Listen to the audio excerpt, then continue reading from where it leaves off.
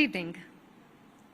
It is undeniable that India's path to prosperity is deep-rooted in sustainability. Now, this sustainable development needs to be a holistic one, keeping in mind the aspects of water, food, and land that can secure lives and livelihoods. The global emphasis on these aspects highlighted by COP28's focus on water safety and the establishment of a dedicated day for food, land, and water discussions underscores their importance. Ladies and gentlemen, welcome to Sustainability 100 Plus, an innovative collaboration between AB and Bev and News 18 Network, aimed at championing these vital sustainability initiatives. I'm Mugdha Kalra. India, with its detailed set of SDGs, understands the need for this comprehensive path towards sustainability. While the states relentlessly work towards implementing these goals, the state of Karnataka especially stands at the forefront of embodying the spirit of sustainability.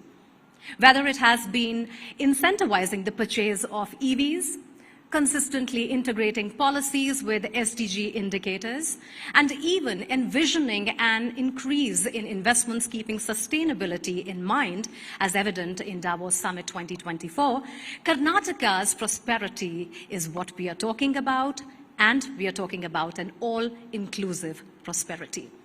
As we bring together policymakers, business leaders, ecological stewards, and change makers on one common platform today, let's take a moment to reflect on the remarkable achievements and set our sights on the new heights we aim to achieve together in our ongoing quest for sustainability.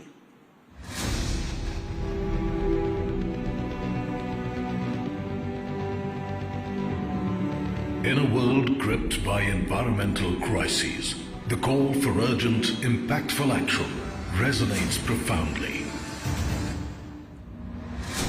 As we approach the 2030 deadline for the Sustainable Development Goals, urgency intensifies to realign human aspirations with the planet's fragile balance. In the race against environmental challenges, the call to action resonated loudly in 2021 with the inception of Sustainability 100 Plus, a visionary initiative crafted by Network 18 and AB InBev to carve out a sustainable future for generations to come. A platform that brings together visionaries and experts globally. Their collective wisdom serves to shed light on India's progress towards its sustainable development goals. Season 1 brought forth new ideas and initiatives to help India achieve its sustainability challenges over the next century. A pivotal moment arrived in Season 2 with the first ever Sustainability 100 Plus Awards, celebrating NGOs, startups, and corporates that impressed the distinguished jury with innovative solutions for climate action, water stewardship, smart agriculture, and circular packaging. Notable winners included Infosys Technologies, Make My Trip Foundation, and Sankalp Taru Foundation, each recognized for their exceptional contributions to sustainability.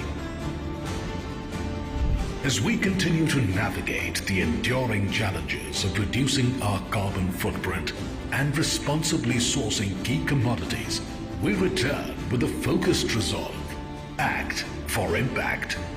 Join us on a journey of revolutionizing the future as we amplify transformative stories, reveal groundbreaking ideas, and strengthen our resolve to inspire the world. Sustainability 100 Plus Season 3. Act for impact. Well, it has been an incredibly impressive and gratifying journey for both AB InBev and Network 18. Well, to inaugurate the proceedings of this eventful summit, I would first like to invite on stage my colleague Sonal Putra from CNBC TV 18 to share a few words. Sonal?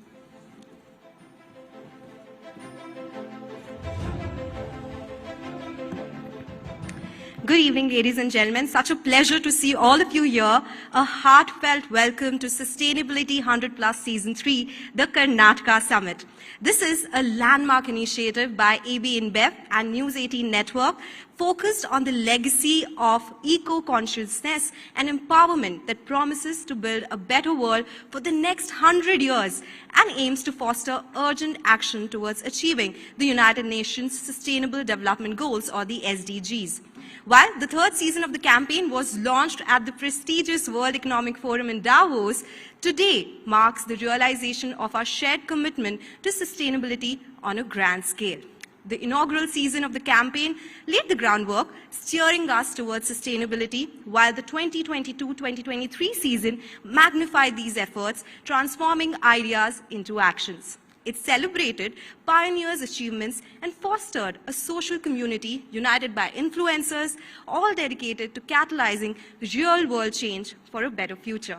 This season is set to elevate our ambitions into actionable, quantifiable achievements, swiftly moving from conversations to impactful realizations. With the message of Act for Impact, Sustainability 100 Plus envisions a future where each conversation sparks practical outcomes, contributing to a sustainable and resilient India. As we embark on this transformative journey, let us embrace the potential for real change. Thank you so much for being a part of this significant moment, and let's move forward to the impactful discussions and actions that will define Sustainability 100 Plus Season 3. Well, the Deputy Chief Minister of the state, Mr. D.K. Shivakumar, was going to join us today, but unfortunately, due to an urgent commitment, he will not be able to join us. But he has sent a message for this August gathering, so take a look.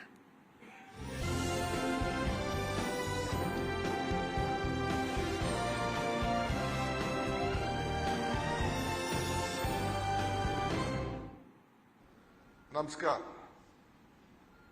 First, on behalf of Karnataka State and the Government of Karnataka, I would like to congratulate TV18 for taking a very major step on climate change and sustainability under it.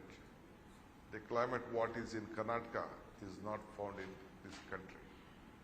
We all are here to discuss what we can do better, how we lived earlier.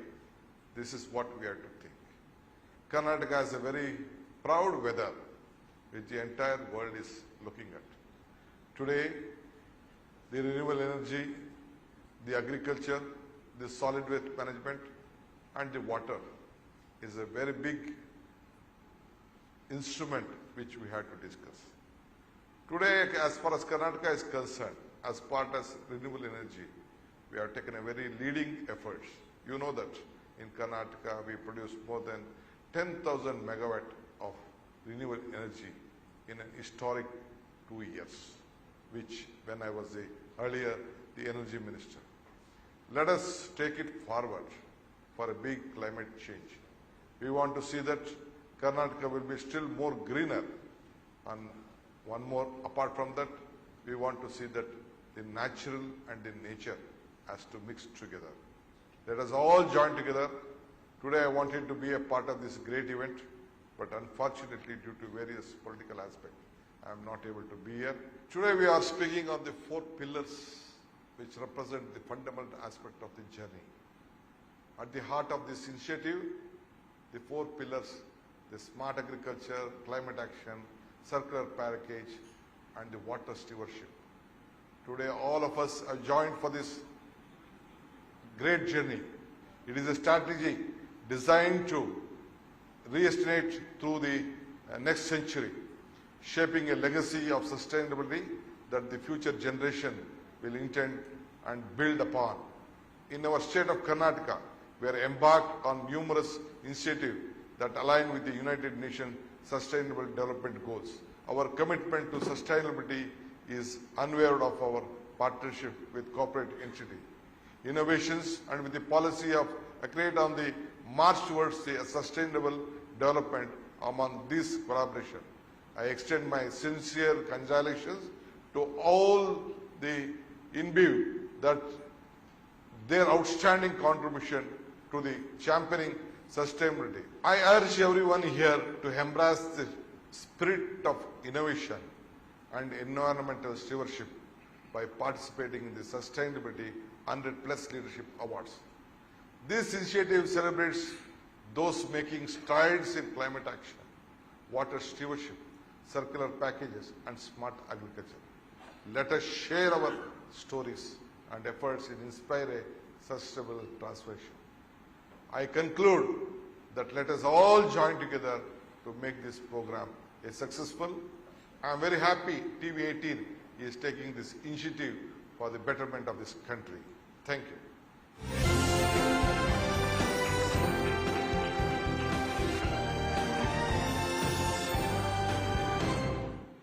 Well, we extend our heartfelt gratitude to the Honorable Deputy Chief Minister D.K. Shivakumar for sharing his invaluable insights and continuing to inspire us all with his commitment to sustainability. Moving on, ladies and gentlemen, we have amongst us a very special guest and one of the most remarkable leaders of the state whose innovative economic strategies have significantly propelled Karnataka's sustainability agenda. Through his visionary leadership, he has seamlessly integrated sustainable practices into Karnataka's economic development, showcasing how environmental stewardship and economic growth can go hand in hand for greater good. Please join me in welcoming Mr. L.K. Atik, Additional Chief Secretary to CM and Department of Finance, Government of Karnataka, for his special address.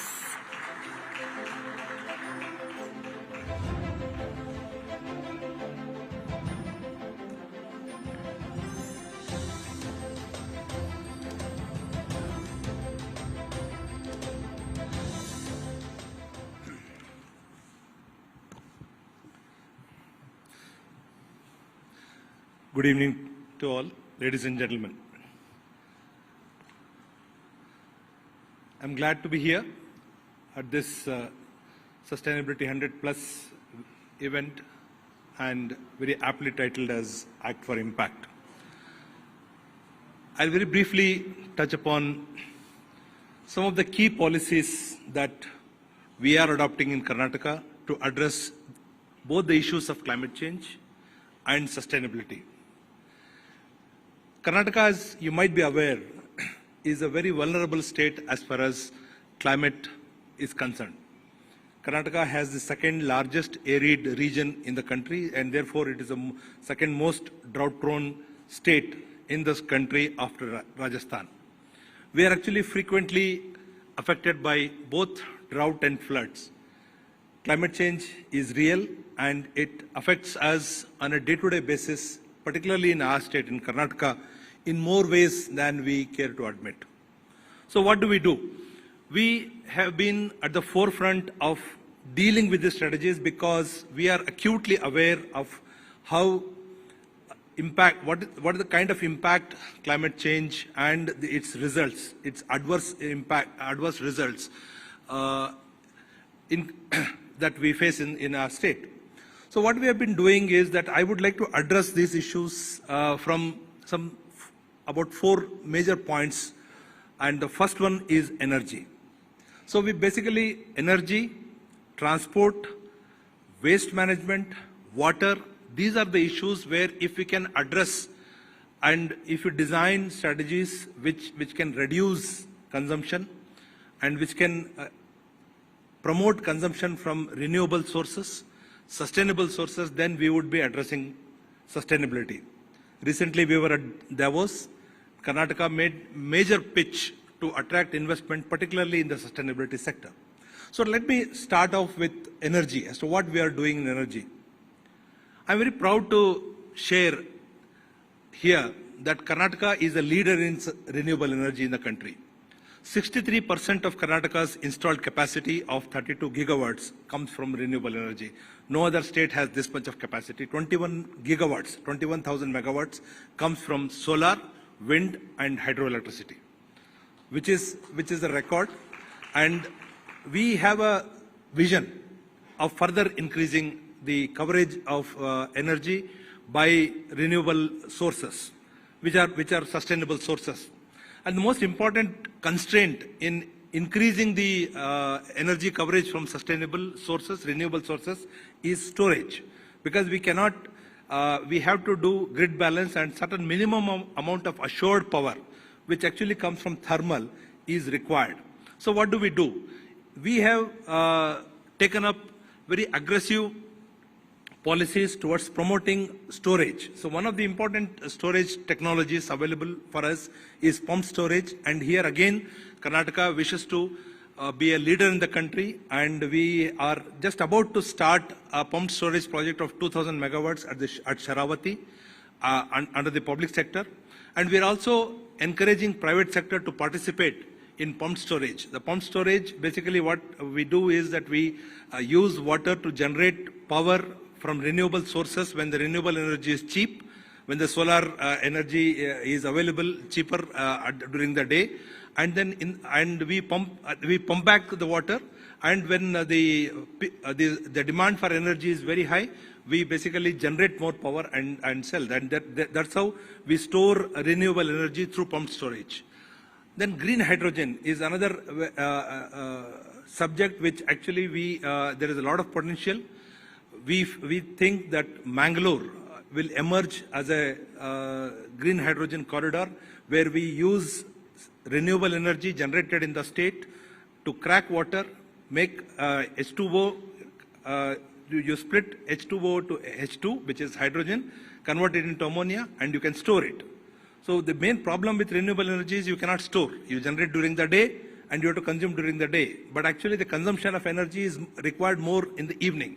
So we are in the process of increasing our coverage of energy so as to minimize the burning of fossil fuels, and that's our strategy for energy.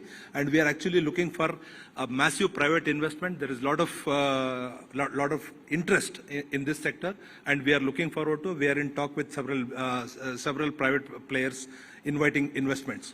The second thing that we are addressing is transport.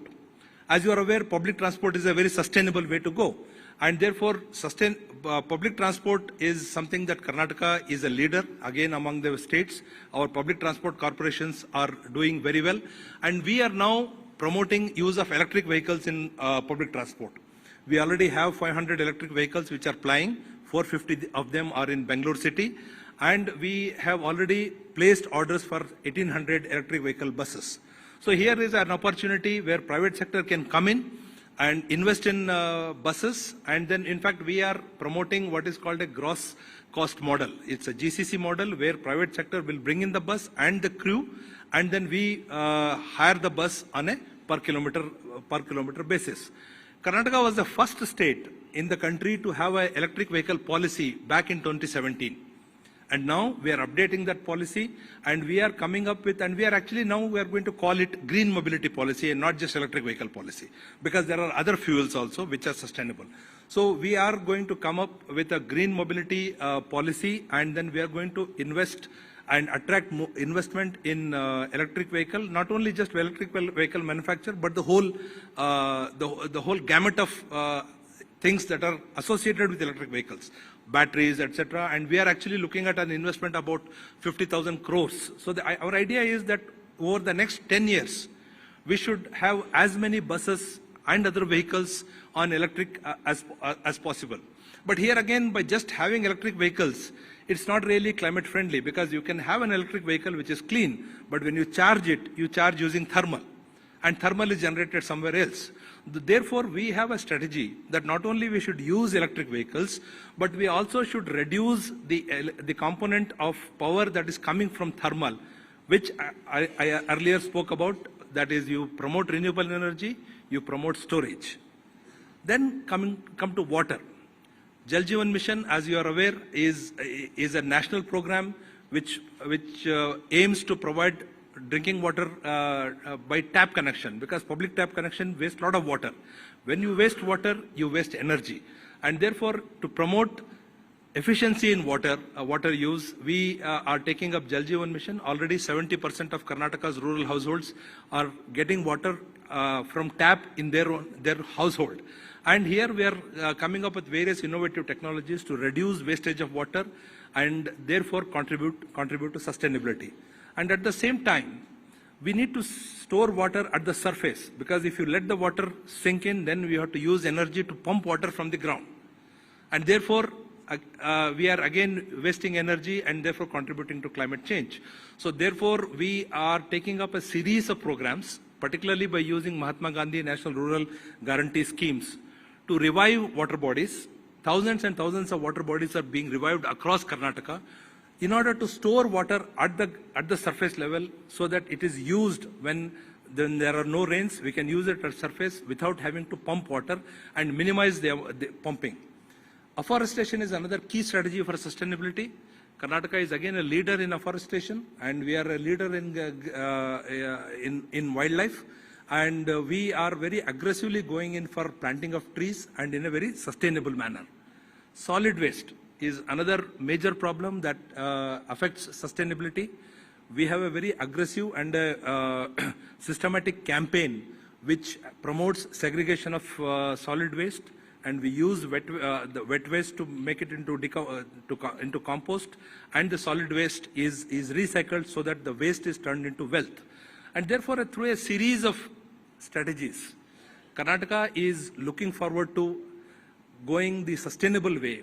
And we at Davos, when we attracted investment, one of the statements that we made is that we need to grow, but we need to grow sustainably, so as to reduce the amount of resources we use to grow more, because your energy intensity of our GDP has to come down.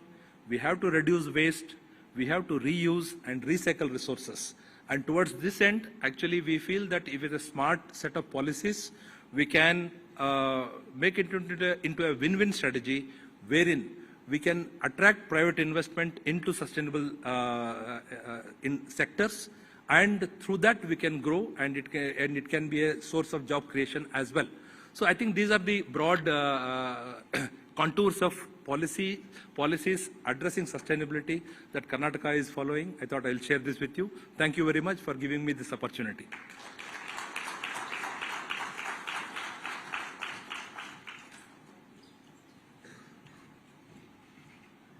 Thank you, sir. Thank you for those inspiring words. May I now request, as we progress, for a very special interaction. And as we progress, the first enlightening discussion is with Sir Ann Sonal, and may I have you here for this fireside chat.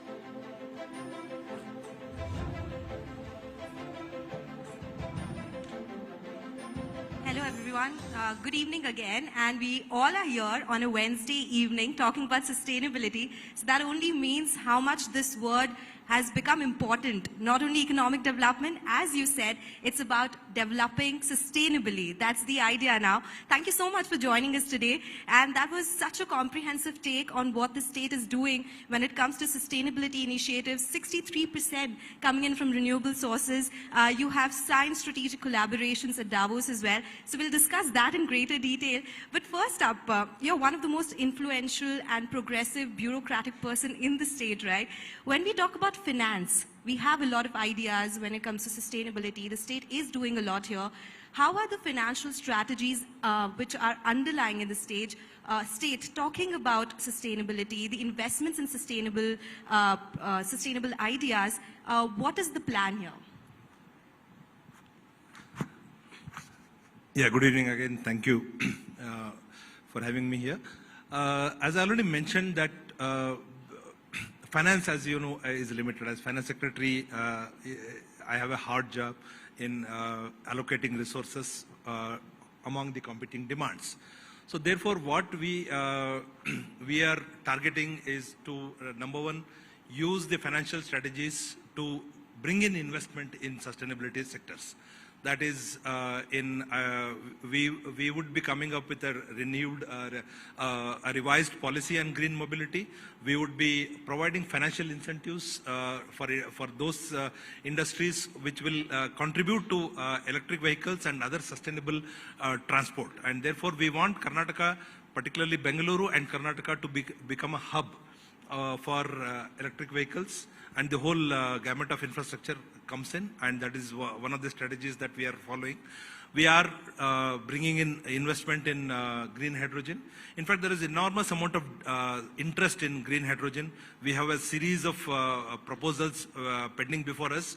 We are about to go forward with that. One of the key strategy constraints that we are facing in green hydrogen is to have the transmission infrastructure, because if you are generating renewable energy, we would be generating in areas like Pavagada in Chitradurga, in Koppal, Kustgi, in northern Karnataka. From there, the power has to go to the coastal area where water is available. So we want ultra high voltage transmission infrastructure to come. So we would be spending money and putting those infrastructure, and then we would be inviting private sector to come into green hydrogen, and that green hydrogen is a storable energy, and that can be stored and transported into the rest of the Karnataka. It can even be exported. And so therefore, through a series of financial incentives and packages, we are promoting investment in green hydrogen, in pumped storage, in renewable energy, because a lot of our renewable energy is actually coming from private sector, and in waste management. So these are basically the broad strategies that we are following. Okay, interesting. So you touched upon private sector contributing here. How important is collaboration in that case? We have AB InBev here. We are talking about Sustainability 100 Plus, Act for Impact. So does the public-private partnership model work for the best when it comes to sustainability? How are you looking at these collaborations when it comes to Karnataka? As I mentioned, I think it would not be wise for the public sector to invest in all the sectors when it could be. We can make investment by private sector profitable in sustainability sectors. So solar and wind, there is a lot of scope for private sector to come in. And in fact, recently, if I can give an example of Bangalore International Airport, they bid out, I'm a director on their board, and therefore I'm aware of this. We have invited bid and accepted bid of one of the partners who will generate hybrid of solar and wind and supply and in fact they would be generating the power in somewhere in North Karnataka near Koppal, and then they would be feeding into the grid, and we at the Bangalore International Airport we would be taking that power. So therefore it's a private sector. We'll be paying them at a few rupees per unit, and all the investment will come from the private sector. So that is the kind of collaboration we are making. So that is in renewable energy. It could be wind and solar. Energy Conservation Award 2023. So definitely there's a lot that's happening here. In that case, I would also like to understand, you spoke about how 63% of the total energy is coming from renewables. You do have an ambitious target of adding more 10 gigawatt by 2027. What is the roadmap looking like here? You spoke about various initiatives. Is there a timeline to that which the state is planning? I think we are looking at the next decade, and this next decade we would like Karnataka to become sustainable. And as I mentioned, for balancing grid, it is not possible to entirely go on renewable. We do need a very solid source of power like thermal. Only way of avoiding that would be to go in for storage. And therefore, storage is something that we are looking at in a big way. Karnataka has good renewable energy potential. We have good zones of wind as well as solar. And solar gets produced during the day, and wind gets produced in the evenings and in the night. And so it is a good combination. In fact, I would like to mention here that Pavagada, which is in Tumkur district, about 140 kilometers from here, has perhaps arguably the world's largest solar park with 2,000 megawatts. So that was set up in 2016-2017. So where through the collaboration of farmers, we have not acquired a single acre of land from private sector, from the farmers. We have basically given them lease rent. We give them a lease rent per year. Every year we give them over 25,000 rupees, and we take their land, and then private sector puts in their solar facilities. So similarly, recently what we have done is that we give free electricity to farmers in Karnataka. For irrigation pump sets, free electricity is actually quite a burdensome burden on my exchequer. In order to reduce that burden, we have now started promoting grid-level solar plants. So that at the grid, and we have a separate grid for agriculture, it's called agriculture feeder. And that agriculture feeder, we put a solar power plant there, so that the cost of power comes down from about 6 rupees per unit to about 3 rupees per unit, and therefore we are able to provide free electricity to the farmers through solar, and at the same time reduce the financial burden. So like this, we have a series of initiatives on energy, which I think we are looking at next 5 to 10 years. More power to all of you who you're working on these initiatives. When we talk about initiatives in India, in the state of Karnataka, how do they align with global sustainability initiatives? Is there something that globally the economies are doing, which we can also do in our own state, in the country as well? The objectives of our policies are very well aligned with sustainable development goals. And we are focusing on reducing poverty. We are focusing on increasing the agency of women. You must be aware that Karnataka has recently announced 5 guarantees, which actually cost us about $7 billion every year. It's about 50,000 crores. 50,000 crores of money we are directly giving into the bank accounts of about 10 million or 1 crore plus families. The reason I'm bringing this up is that when we are talking about sustainable development goals are not just about energy or about sustainability, but it's also about poverty reduction, about empowering women, empowering the girl child, and in respect of all these policies, we have provided free transport to women in public transport. We call it Shakti, and this particular scheme is in fact has given wings to the dreams of women. And the women, sometimes they just get into a bus in Bidar and they come up to Dharmasthala, and all for free. So basically, the idea of these schemes is to give more agency and promote more equitable development, so that the benefits of development are not just concentrated among the rich, but they also are distributed. So this is again another one, because if you want to really grow sustainably, you have to also empower the bottom of the pyramid. So they also should have money in their hands. These are so that is one way of aligning ourselves to sustainable development goals. Another important aspect that I spoke about when I was speaking was about wastage. Because solid waste is a major problem. Solid waste, if we do not manage the problem of solid waste, all our water bodies are getting polluted. Our oceans are full of plastic, and therefore we have 6,000 panchayats in Karnataka, and each one of them has set up a solid waste management unit where we are promoting segregation of wet waste and dry waste. And wet waste is converted into compost, which goes recycled. It gets recycled and goes into farming. And the dry waste gets sold, and then it gets recycled into plastic industry, into various other industries, so that we reduce the amount of material that we use and reuse it and recycle it. That's the idea: reduce, recycle, and circular packaging or sustainable packaging, of course, helps here. So, we are now on season 3 when it comes to Sustainability 100 Plus. We are talking about Act for Impact. What do you have to say for campaigns like this? How are they changing or getting some change to the society when it comes to sustainability? I think these campaigns are very important because as a part of our way of life, we don't really think twice before wasting resources. So we need to internalize the habits of using as less resources as possible. If you can walk, please walk. Don't use transport. And if you have to use transport, use public transport. And public transport is something again that the government has to invest so that people find it easy to use public transport. And therefore, any campaign of this sort, which can generate awareness, which can promote, for example, segregation of waste, then it really goes long way in promoting sustainability. I have seen the way waste is handled in other countries. I have lived in the US and in the UK, and I find that we are actually much better. We generate much less waste per person than those countries, because enormous amount of packaging goes and they just remove the package and just throw, and then they don't really do segregation. The rate of segregation surprisingly are better here than in many of the Western countries. And I think that those habits will come in with campaigns like this. Okay, so we are so glad that you are a part of this campaign with us today, and deepest gratitude to you for sharing all your insights. So with that, I will thank you and hand it over to my colleague Mugdha. Thank you so much. Thank you. Thank you.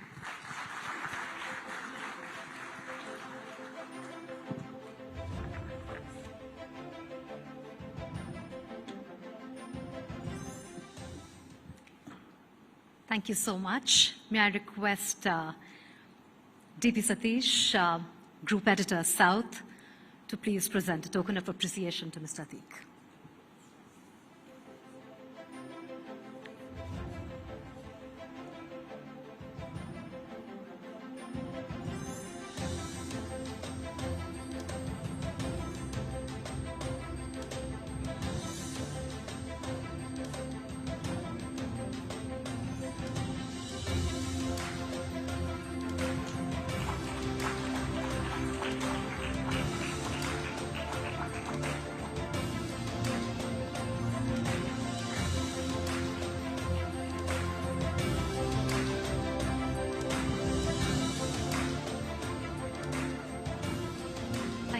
Thank you so much. I would now like to invite on stage the remarkable leadership behind this summit for a photo op. Please join me in welcoming Jan Krab, CEO and co-chair, Budweiser Brewing Company, APAC, and Kartikeya Sharma, President, AB InBev. And Ateek sir, can I have you please again on the stage, please?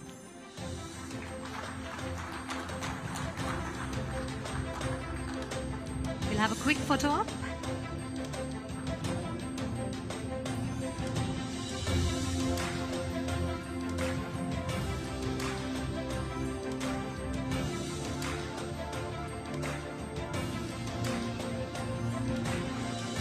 Thank you, gentlemen. Well, on that note, I would also like to highlight what Sustainability 100 Plus has in store.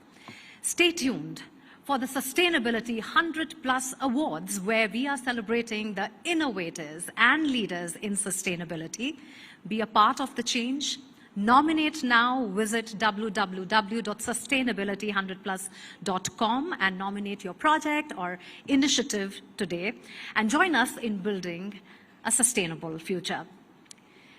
Well, now we move forward to decode the core of what the Sustainability 100 Plus Summit is all about. A venture that advocates action towards climate change, water stewardship, smart agriculture, circular packaging, and even entrepreneurship. This platform establishes the need for a collaborative effort towards a common goal, a sustainable future. To further chart out its vision and impact, I would like to call on stage Parikshit Luthra, CNBC TV 18, and a visionary global business leader who has led consumer businesses across continents over 2 decades. Jan Krab, CEO and co-chair at Budweiser Brewing Company, APAC, to please join us on stage with Parikshit. Thank you.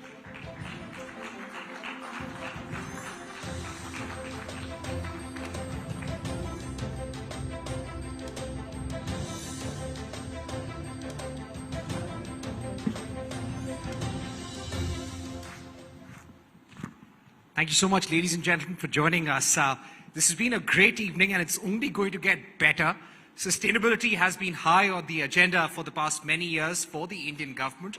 And AB InBev, here's a company which has a footprint across 150 countries, a workforce of almost 170,000 people, and they're doing their best to cut the carbon footprint, their Scope 2, Scope 3 emissions across their supply chains, within their businesses as well, and sometimes even producing more electricity than they need. But without wasting any more time, let me just go straight across to Jan Krab, the CEO for APAC, for AB InBev.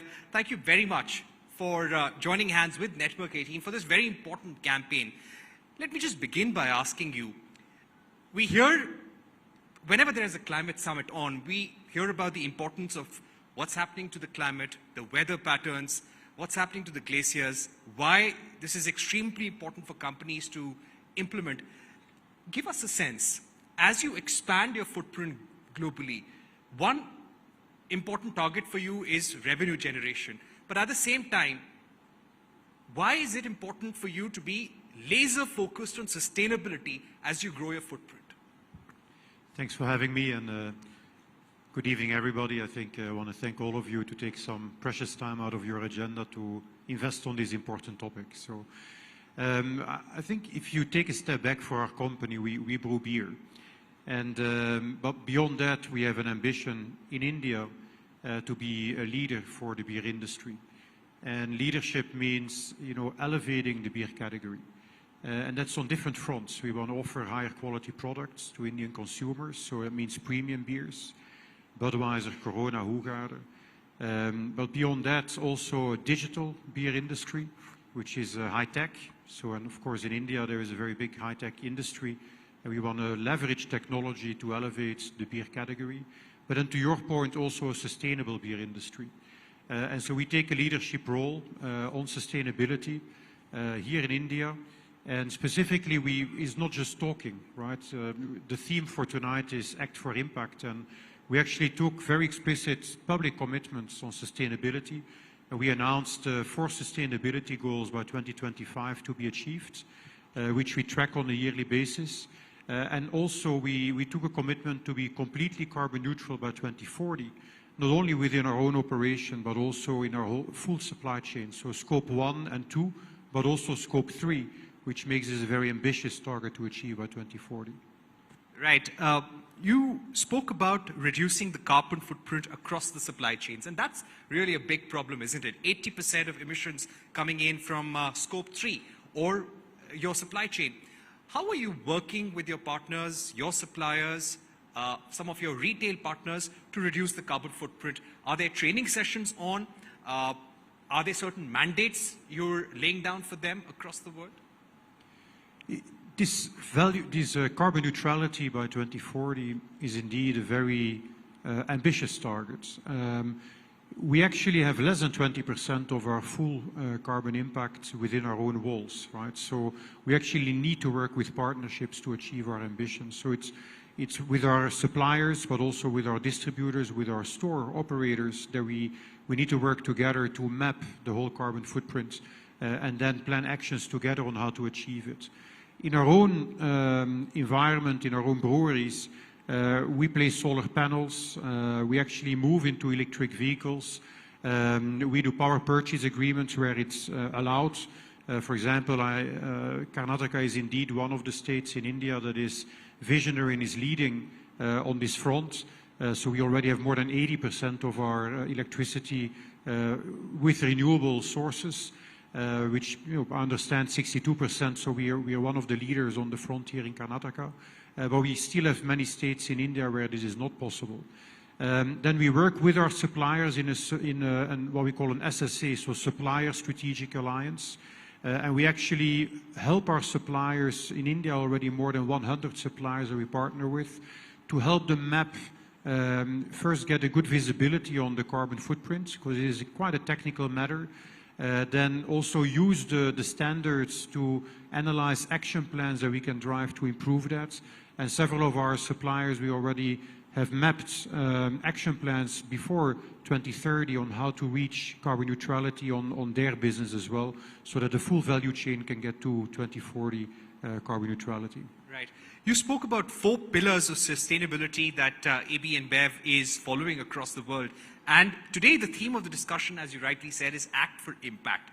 When we want to create an impact, I'd like to ask you about the India context. When you speak about agriculture, when you speak about water conservation, what are some of the targets that you're setting for your employees, not just in India, but globally as well?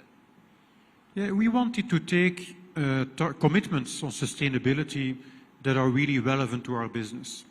So when you think about brewing beer, you essentially need water, you need barley and hops, then you need energy to boil and to cool down, to ferment, and then you need packaging to put our beers in and sell them into the market. So that's why our different sustainability commitments all have to do with these 4 priorities. So when you think about water, to give you an idea, in India, we have more than 400 water recharge stations that we invest in as a business because our commitment is that when we come to a community, we guarantee that the water availability and water security after we arrive is bigger than before we arrive. So that's sometimes difficult to understand, but actually in India we recharge more water than we consume than we use to brew our beer already today. Also here in Karnataka we actually have several water recharge stations where we collect rainwater, and when it is needed we actually are able to recharge it into communities. If you look at carbon neutrality and electricity use, we have a commitment by 2025 to be 100% RE100. So all of the electricity we use will be coming from renewable energy. In Karnataka, as I said, more than 80% is already there, but on average in India is at 27%. And there's actually quite a big action for the next couple of years we need. In different of our breweries, Maharashtra just announced that they also allow PPAs now, but there's really a brewery by brewery work in partnership with the governments and our suppliers to be able to source renewable energy. We actually put solar panels on our breweries' rooftops, but even if we would put solar panels on all the rooftops that we have in India, we can only do 10 to 15% of the electricity we need. So we need PPAs, as the Secretary was explaining, in different parts of the provinces where we operate, or the states where we operate, to attract the renewable energy into our operations. The third one has to do with packaging. So if you think about packaging, we want to have more than 50% of our packaging recycled or returnable. So for cans, we're already at more than 75. Bottles, more than half of the bottles that we sell are returnable bottles. And then last but not least, on our farmer collaboration, so we use a lot of barley, hops. We actually work with farmers, more than 2,000 farmers here in India, to help them have a good business, to help them identify as well what seeds they can optimally use for their soil on which they farm, and to make them financially independent and empowered to have a successful operation here. So these are some examples of what we're doing here. Right. Now if we speak about policy, you've got the Inflation Reduction Act in the US. Europe is coming out with very strong rules on carbon emissions and penalties for companies who cross the threshold when it comes to carbon emissions. Tomorrow, we will see a lot of businesses needing to align with these global laws. So going forward, what would be a recommendation to companies, not just in the brewing sector, AB InBev being the largest brewing company, but what would be your recommendation to Indian companies in general as we grow, as India looks to grow its global footprint in manufacturing as well? What are some of the things that we need to keep in mind? I think brewing is an interesting industry in that it's a large industry, but it is a very local business. So we actually brew everything that we sell in India, we brew locally. So to that extent, also our commitments that we took both in India and in Asia and in any country in the world actually are local commitments. What does that mean when we say, for example, RE100? We could relatively easily actually source renewable energy in other countries and then offset them and say, well, we generated this electricity somewhere in a renewable way. Now we have covered our needs in India. We actually don't do that. We take a commitment for local impact. So we commit that actually all the renewable energy that we use will be locally produced here in India. So to that extent, global commitments that are taken are locally relevant, and we live by all the local legislations to actually get to our targets that we have here. Right. Speaking about some of the hurdles in implementing your sustainable policies, could you list out some of them which are probably specific to India? Another one I was mentioning before on the PPAs, we do need collaboration of state-level governments to allow PPAs projects to be allowed to come onto the grid. It takes investment because this electricity, as the Secretary was explaining very well, when you're in solar or in wind energy, the sun doesn't shine, the wind doesn't blow necessarily when you need electricity. So states are not always ready to do the investment and to regulate the electricity network to allow for that renewable energy to come on the grid. So that is something that can only happen in collaboration with state-level governments. And then I think a last example maybe on the water conservation. We invest a lot in these rechargeable and stations for water collection when it rains and for it to be usable when it is needed. Of course, if we could do these infrastructures on river basins, it would help us and be more cost-effective to actually collect the water when it is needed for irrigation. Right. As we speak about this campaign, could you also give our audience a sense of what you've already achieved globally? Now, we've been reading reports that in many European countries, you're already brewing beer with 100% renewable energy. There have been examples cited by your own company, for example, in Mexico, where you're using recycled bottles on a very large scale. There's a water conservation project on in Ghana, if I'm not wrong. Could you tell us more about it, and what are some of the learnings from those? You're very well prepared. I think on the, if you look at water reduction, we're a front runner in Asia. So we actually, if you look at how many liters of water do you need to produce to brew 1 liter of beer, we are actually a front runner, both in Asia and India as well. We halved the reduction by 50%, the number of liters of water we need to brew 1 liter of beer. So that's quite impactful for the environment because we brew a lot of beer.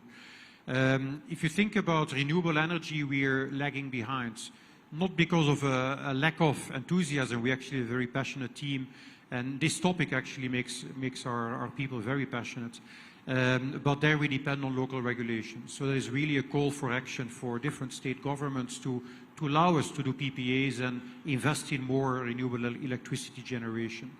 Can-to-can recycling, India is actually quite well ahead, 75+%, where we can use cans. So when you consume a beer in a can, the can comes back in the recycling stream, and we actually are able to reuse these cans and melt them into new can sheets, right? We don't fill the same can, obviously, but we can reuse the aluminum of the can and make new cans with it in the process with our suppliers. Is quite effective from an electricity usage perspective and from a waste perspective. So there India is quite ahead. On the bottles is a little bit behind. So it's really different by commitments that we have.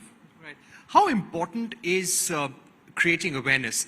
A large part of what you do is probably training people or training companies which are a part of your supply chain.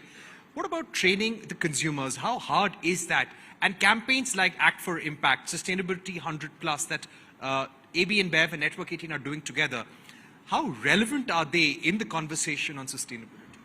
I think more and more relevant. When you look at consumers, and especially young consumers, for them having brands that understand the importance of sustainability and act and do something about it actually drives their purchase intention already today.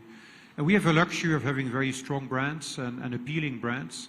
So when we leverage our brands to appeal to consumers and raise awareness, it actually has a real impact as well. We have some examples. For example, you know, when you drink Corona, we like you to put a slice of lime in there because, you know, it kind of creates this ritual, this experience of Corona to disconnect from your daily life. So these limes, we actually work with farmers, lime farmers, to improve the quality of their lime. We purchase these limes. Actually, last year we bought more than 2 million limes from these farmers, and then we sell them through our distributors and through the stores. And all profit that comes out of it, we give back to these farmers, which again improves their livelihoods. But then we do campaigns about this with consumers, which helps our brand because people reinforce the use of the lime to differentiate the experience of a Corona, but also the story of the lime farmers who actually have a better life because of this. So it's one example of a campaign leveraging our brands, but I think consumers are more and more already engaged on this important topic. Right. We're coming to the end of our interview. I'll put in 2 or 3 quick questions. When it comes to making investments into sustainability, making your operations more climate friendly, reducing emissions, is that increasing your overall cost of manufacturing year on year? Is it making beer for consumers more expensive? It's actually a misconception in that many companies think they need to choose between sustainability or profit. And actually, it's more a matter of creativity. Sometimes we say in our company, we have not a culture of or, we have the culture of and. So we want to achieve more sustainable outcomes and make more money, right? Because obviously we don't want to choose. We want to achieve both targets. And our teams are very committed to find solutions for this type of false dilemmas. For example, when you use less water, obviously it is also good for the P&L. When we have returnable packaging and more recycled content, we use less electricity to do it, so we end up with more cost-effective packaging materials. So many of these examples, when we are able to stimulate farmers to to invest more land in making barley locally, domestically, because they can make more money making barley here in India, which is relevant for our quality of barley that we need to grow beer, which is high quality barley. It also helps us with domestic supply security, and we don't need to ship barley from other countries into India. So all of these initiatives, typically when we're creative enough, we actually find solutions that are both good for the planet and the people, but also for the P&L. Right. Do you agree that it's probably good to spend a little more money, err on the side of caution, be overcautious when it comes to sustainability and aligning with global standards, rather than paying the price later, 5 to 10 years later, if you don't meet those goals and you can't manufacture at scale or export? I think we try to pioneer in this front, and I think we have many different initiatives that are leading the industry, for sure, maybe even in CPG. We have some examples. So we think an early mover has an advantage, and I think is also very engaging for our teams, because they want to work for a company that takes things seriously on sustainability front. And for our communities, I think many people appreciate if you have an impact on these important topics. So. Right. My final question would be about your sentiments on India. Clearly, the fact that we're sitting here, you're coming to India regularly means India is a key market. You're growing your footprint, growing your manufacturing footprint in Karnataka as well. Leave us with 3 thoughts that make you most excited about India. Yeah, so I'm obviously not Indian, but I've been working together with Kartik, with a team for 8 years already, responsible for the Indian markets for Asia. So I do know India quite well, at least on the beer perspective. I've been coming to Bangalore since 8 years, and many other cities in India, obviously. I used to come over every month, and now I come on a quarterly basis. I see a lot of positive change in India. I've been very bullish about India for a long time. Both for the beer industry, but for the total economy on the broader end. I think disposable income is increasing, and that drives premium beer consumption.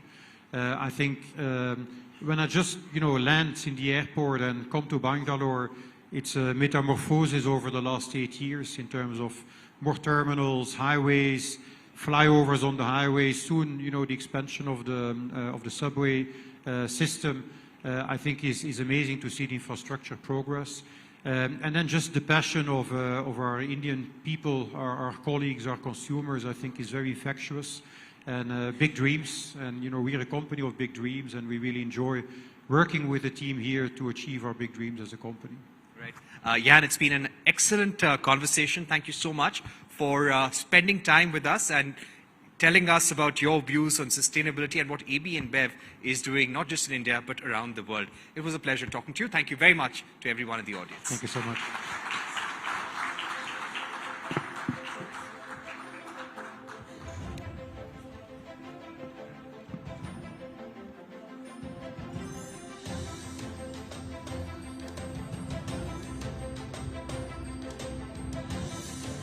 Thank you, gentlemen. Thank you for that very well detailed and informative chat.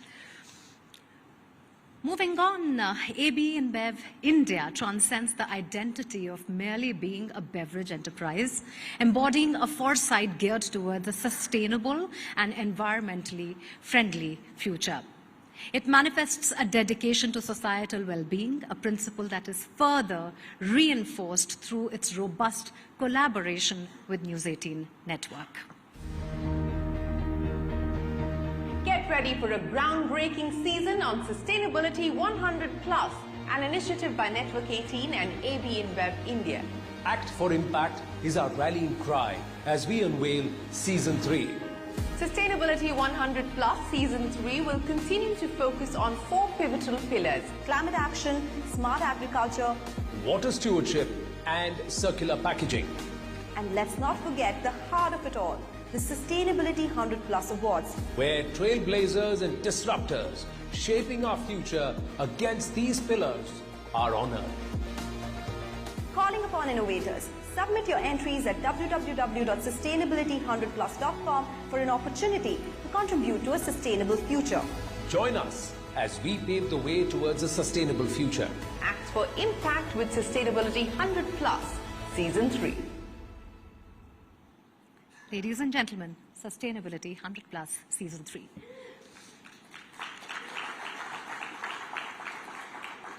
Sustainability has become a significant facet of the Indian corporate culture. Indian companies are witnessing a transition, particularly due to the growing awareness amongst the consumers and investors alike about the importance of sustainability. And Indian businesses are increasingly taking up sustainable practices, whether it is in the form of energy conservation, waste management, or minimalizing carbon footprint associated activities. To further establish the significance of sustainable practices as a driving force for economic growth and decode the strategies implemented by the corporate world for a greener future, we bring to you a panel of some prominent industry leaders. I would first like to invite back on stage Parikshit to kindly moderate the discussion. Parikshit, if I may have you back on stage.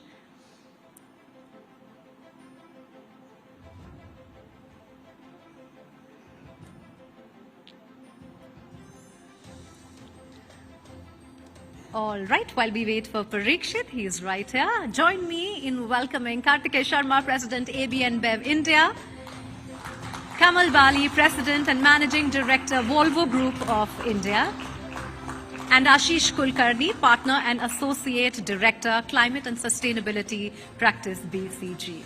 Gentlemen, over to you.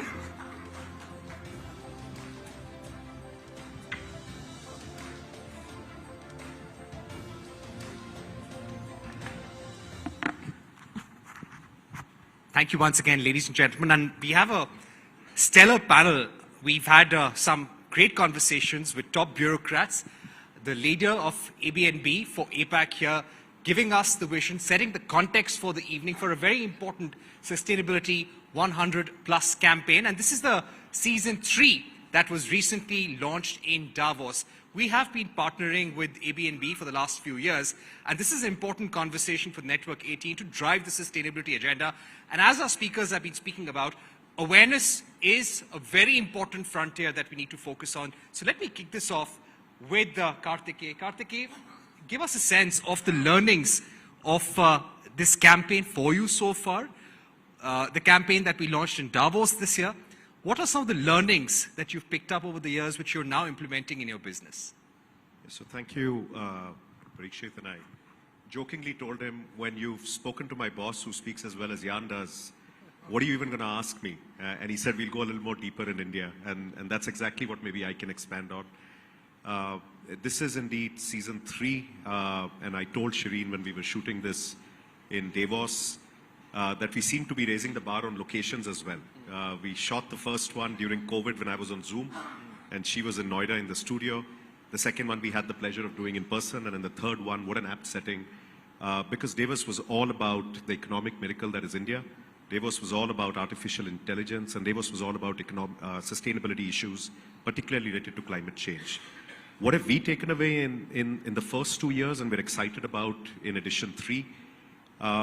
This initiative started when our organizations met with 3 objectives. We want to inspire a multitude of stakeholders, not just people in the private sector or NGOs, but even young people coming through with incredible ideas by way of Startup India. I mean, effectively, one of the largest startup ecosystems that we're seeing unravel in the way that it is, in such a beautiful way. The second objective was to educate. These are amazing people, great ideas, but we also need to educate this group of people. And third, engage. If we can act as an incubator where like-minded people can come together, then these are the 3 ticks that we think we'll be very proud of. As the platform has evolved, leading to the sustainability awards that we undertook last year, we genuinely believe we're achieving, from what we see, a reasonably good tick on inspiration. We're finding such amazing partners, such amazing stories. I think on the education part, I look forward to the keynote later this evening, but we again have been looking at so many experts being brought onto this platform, including the professor who came and spoke about cradle to cradle, which I mean was one of the most inspirational and educational sessions I've been part of, and the engagement. And the engagement part is really what I'm hoping to see getting dialed up in season 3.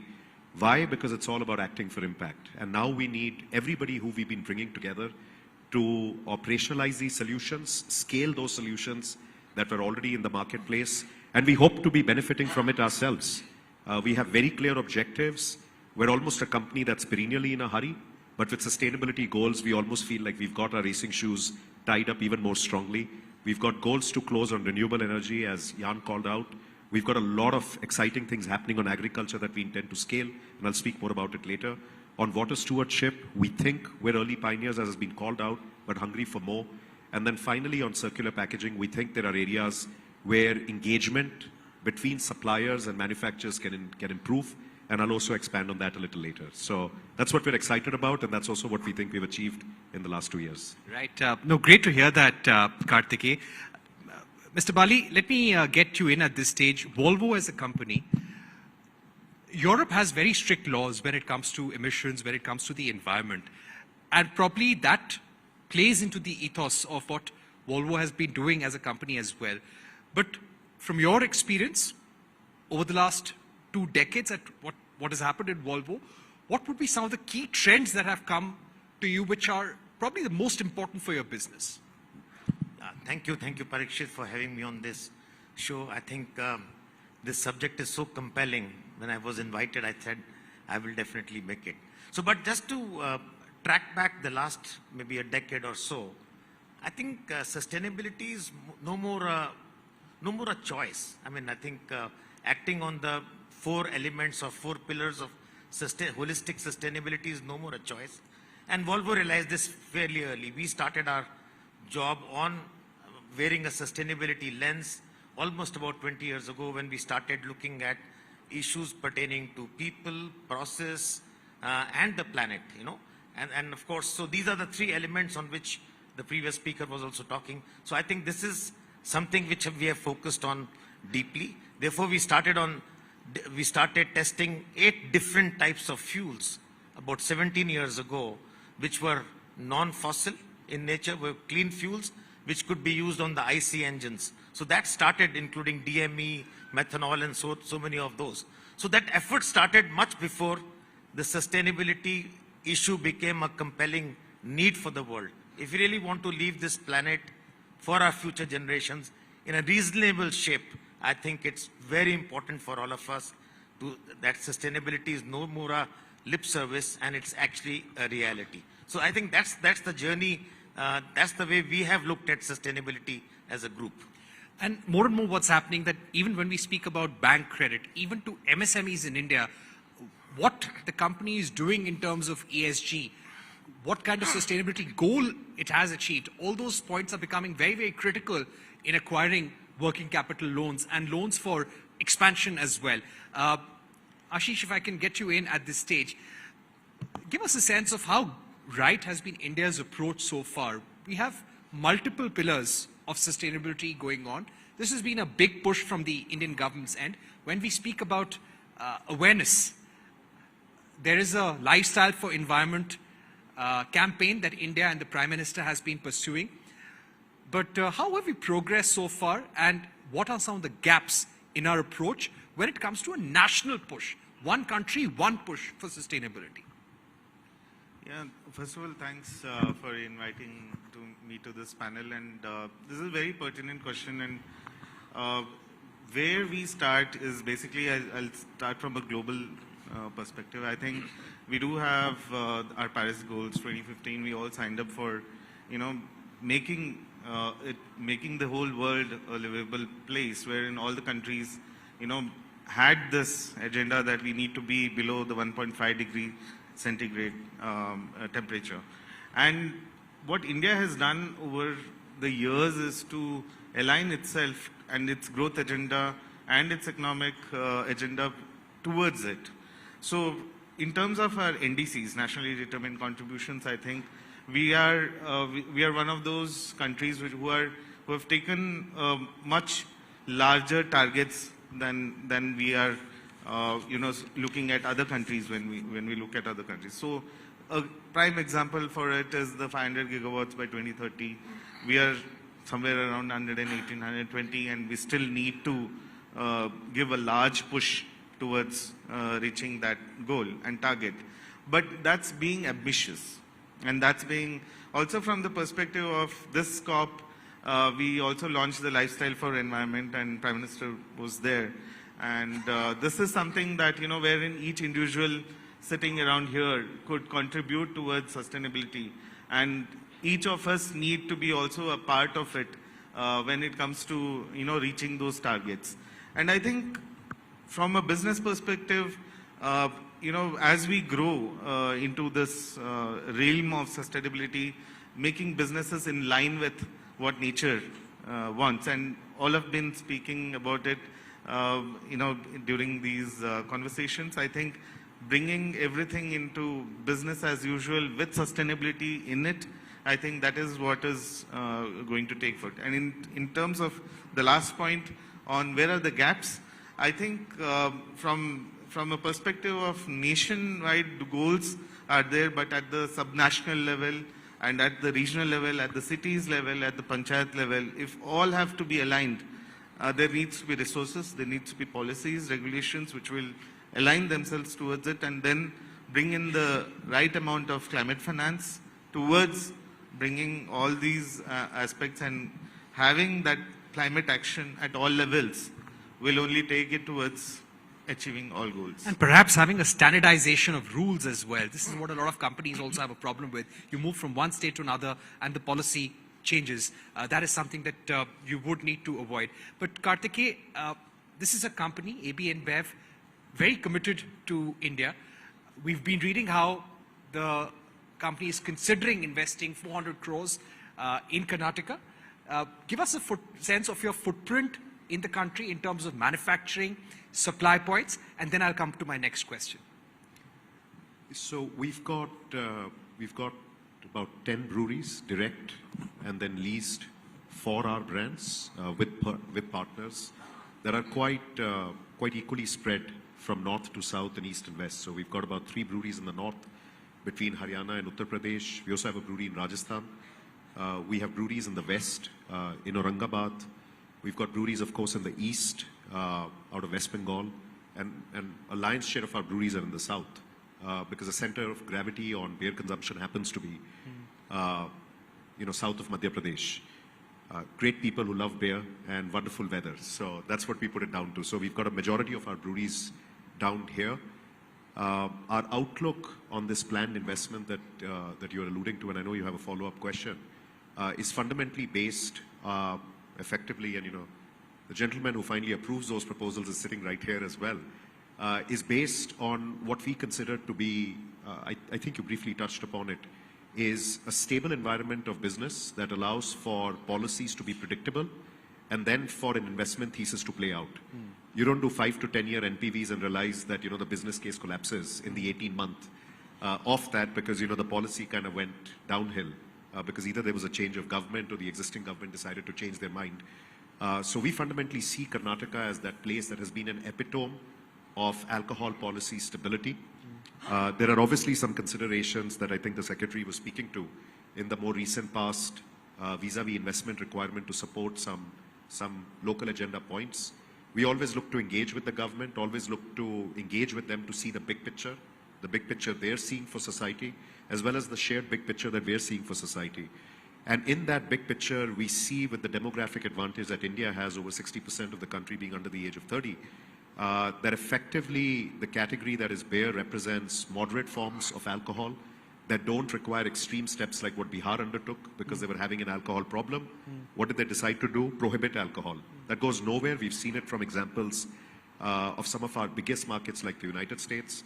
But also Karnataka represents a place where, as I think Jan was alluding to, it doesn't need to be a trade-off or a false dilemma between profits or the P&L. I beg your pardon, the planet and profits. So we feel very excited about Karnataka.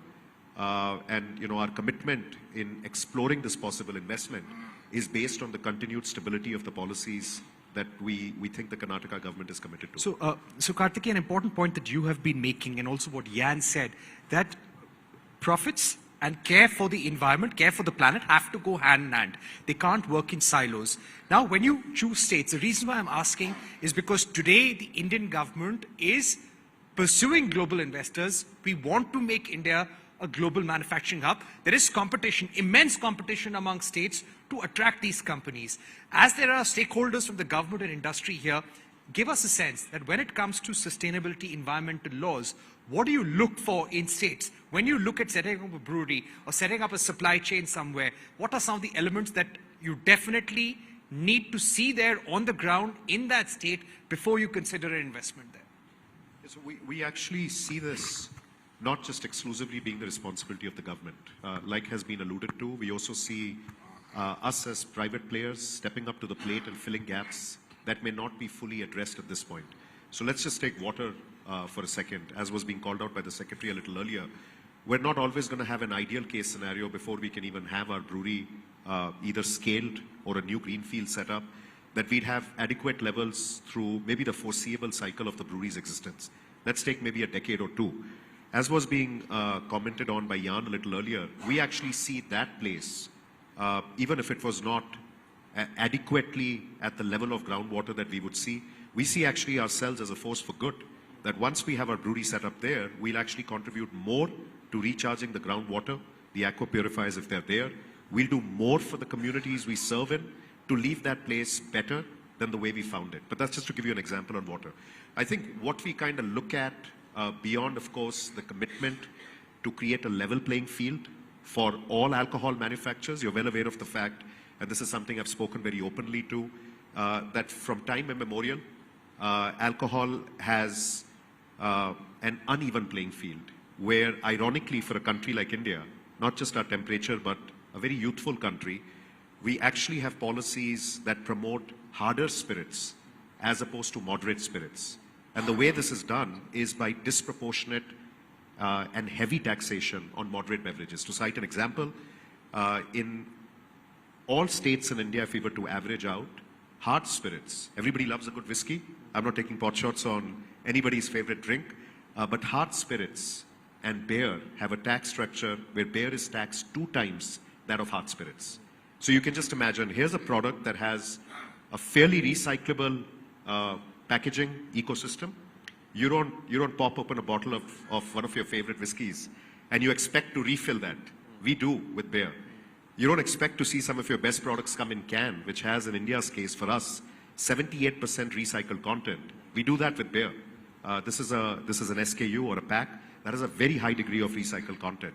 So you would imagine that, you would have for that, for health benefit reasons, for the fact that a society that drinks less but drinks better, insofar as young people coming through, this would be almost table stakes. That becomes our first tick.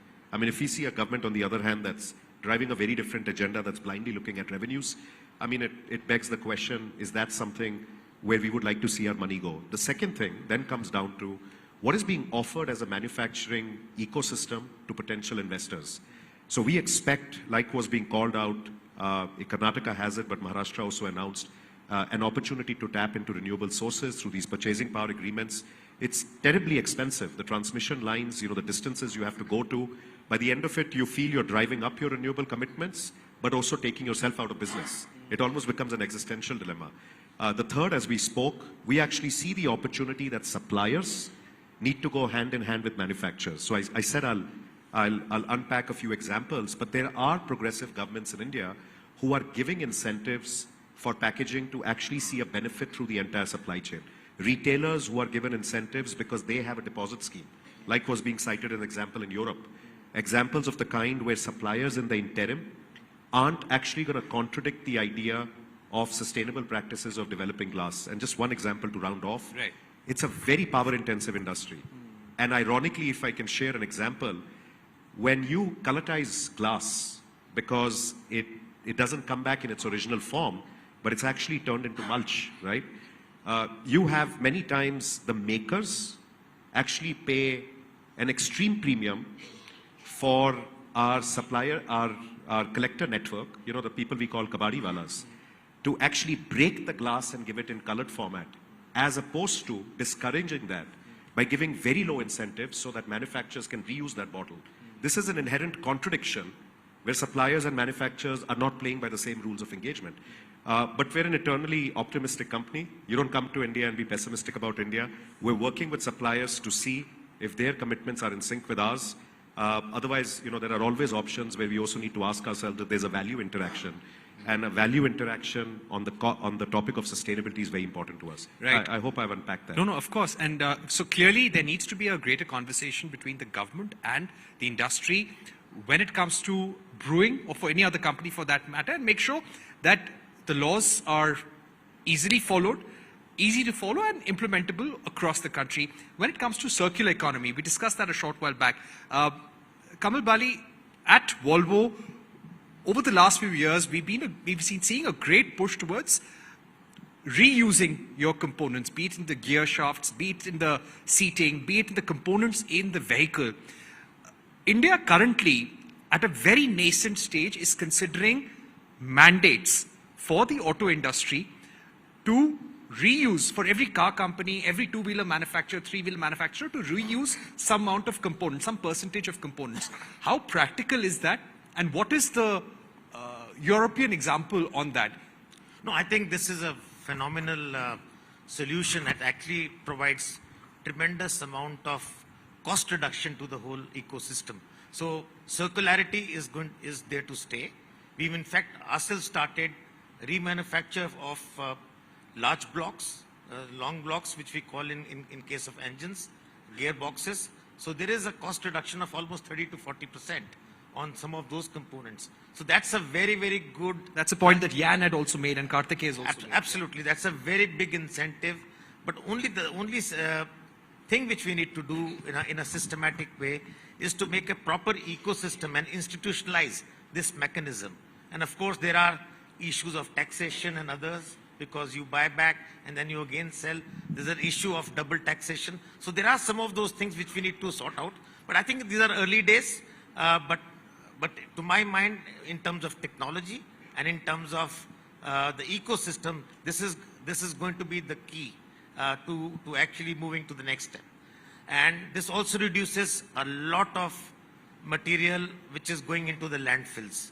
So I think that's another very, very major advantage of circularity.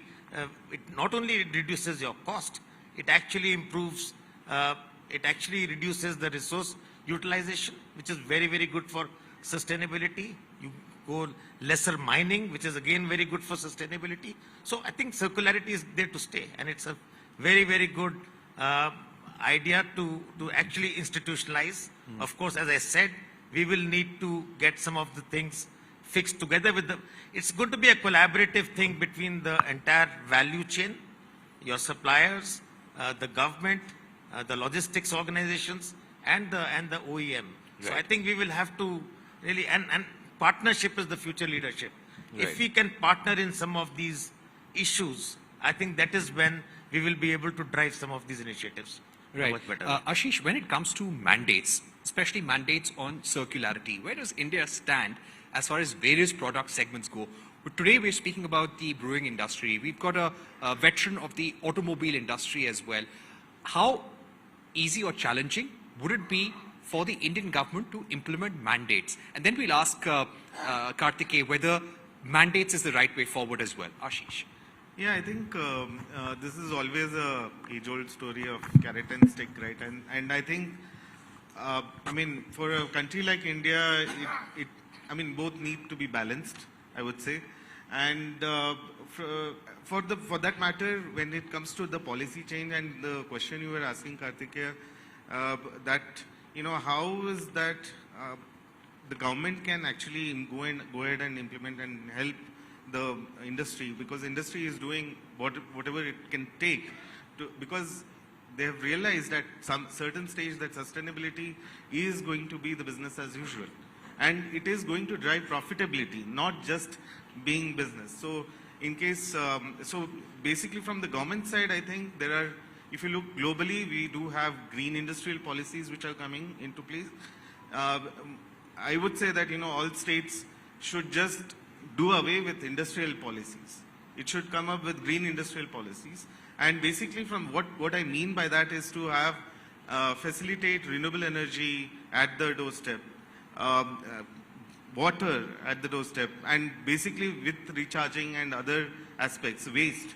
Industrial symbiosis is something which is wherein basically raw materials of, or waste of one industry can be raw material for another industry.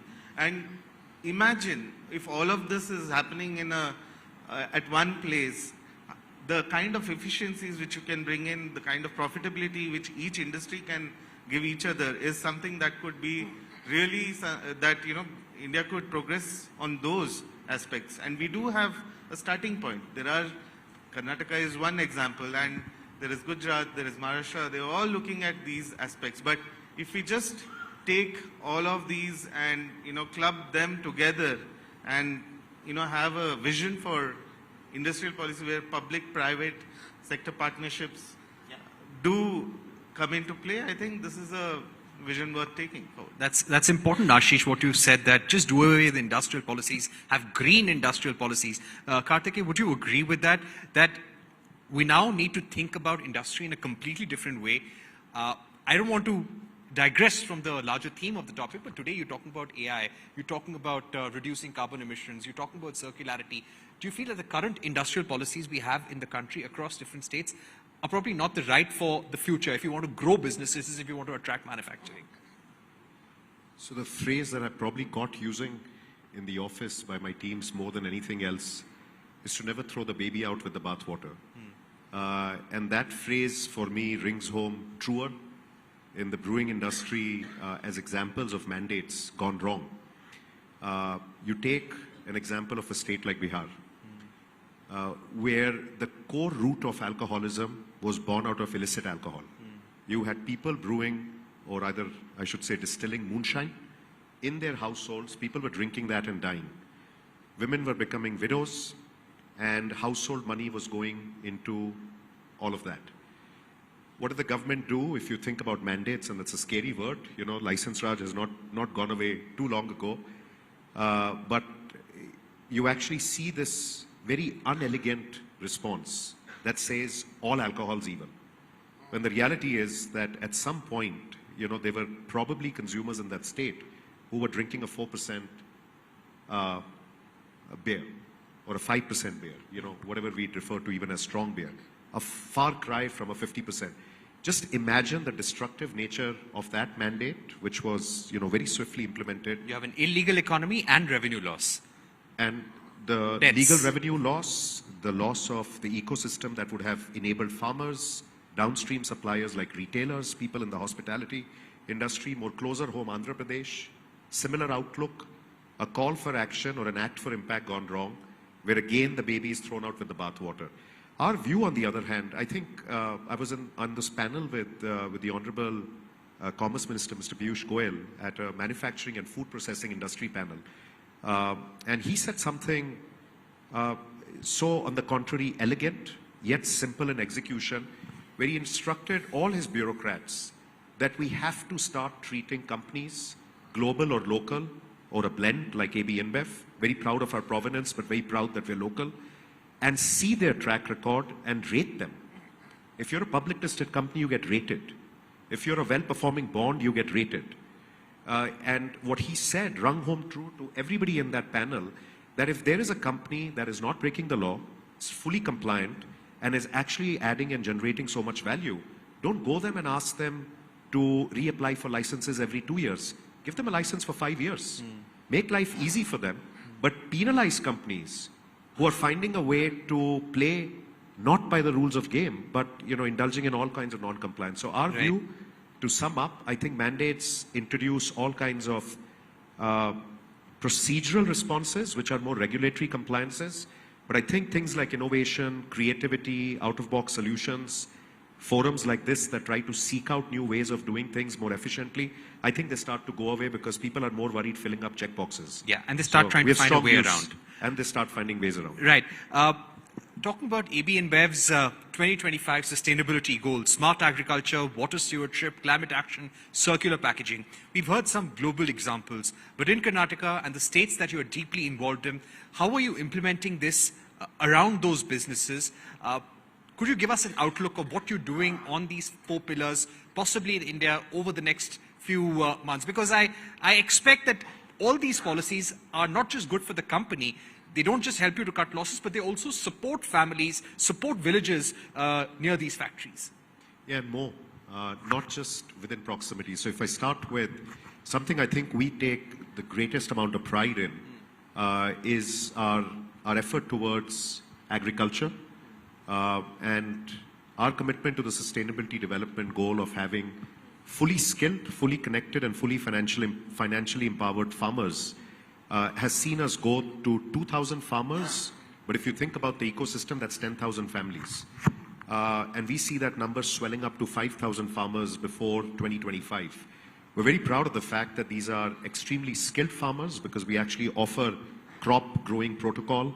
They are extremely digitally connected. So not just connected, but digitally connected because we have our R&D teams that they are in touch with through a variety of apps. So they get real-time feedback on what they're doing right or wrong. And we take a great deal of pride that we've been able to create an ecosystem for them where they're financially empowered. As a consequence, to your point on proximity, these farmers versus our operations are at great lengths. But ultimately, this is also where the power of the total ecosystem kicks in. The impact we're creating in one part of India is generating jobs in another part of India, contributing to revenue in a completely disassociated part of India, and that's sort of the end-to-end impact. I think on water stewardship, and I'm going down the order of also what we feel we have accomplished and very proud of and what we intend to scale is water. So over 500 various kinds of water check dams, rooftop rain harvesting structures, groundwater structures, enabling us to be at 1 is to 1.5. What are those ratios? Those ratios are if we are using 1 liter of groundwater, we're actually recharging 1.5 liters of groundwater. Where do we want to be by 25? We want to be at 2 times the requirement. You know, regulatory compliance would have us at 1 is to 1. But I love what Jan said earlier. We don't just want to do what is regulatory requirements. We want to go above and beyond that. I think on the third part, and this is where, you know, the circular packaging kind of had me get a little passionate. We actually see that, you know, unlike, say, companies who depend on PET, plastic, or a variety of other, you know, let's just say, not necessarily anything but one way, what we call a linear model of make, use, and throw packaging formats. It hurts us a great deal that fundamentally the go-to pack in at least our industry and the brewing industry, which is the bottle, the glass bottle, as Jan was explaining, a fairly heavy piece of liquid packaging that is allowed for 7 turns. It can go back 7 times. 7 times you could drink Budweiser. I can assure you we clean it very well. And you know, it can sustain that life cycle. We only have a 57% return rate, which means 43% of those bottles actually are treated as one way, which is a travesty. And that ecosystem is something we're looking to see a lot of government, a lot of supplier, as well as a lot of behavioral changes. So think about the time we were younger. We drink a beer bottle popularized in Bollywood, and you actually throw the bottle. You know, we'd like consciousness where people go, holy cow, that bottle that right now, which was cool to throw and, you know, break, it's so uncool from being, you know, sustainably conscious. And then the fourth part, which is renewables, I think was expanded on quite a bit. We're at 27% aggregated renewable across our brewery network, 80% in a state like of Karnataka, over-indexing the 62% that the secretary called out. But we do intend to get to 100% in the next 2 years. So I think this is where we've got the longest path to traverse. But our big, hairy, audacious goal, if you will, is the 2040 net zero objective that we have as far as carbon neutrality is concerned, and that's what we're working towards. Right. Very ambitious agenda, and you have a clear roadmap in place, and so does Volvo Cars, not just globally, but in India as well. Give us your goals in terms of a complete EV transition, some of the fuels that you're working with, and what will work for India, Mr. Bali.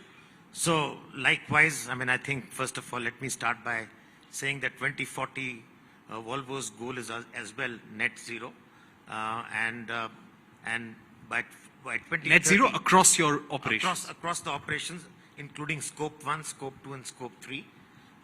By which I mean whatever we buy, whatever we burn, and whatever we go beyond burning and buying, which means right up to our produce, which is used by our customer. So it's scope 1, scope 2, and scope 3. So across all these 3 put together, we will be net zero by 2040.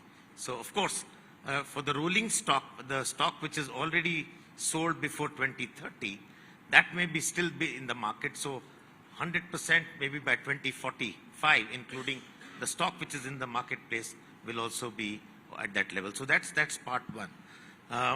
In India, it is the same, and this is going to happen through 3 different technologies. So number one would be, of course, battery electric technology. Number 2 would be hydrogen fuel cells.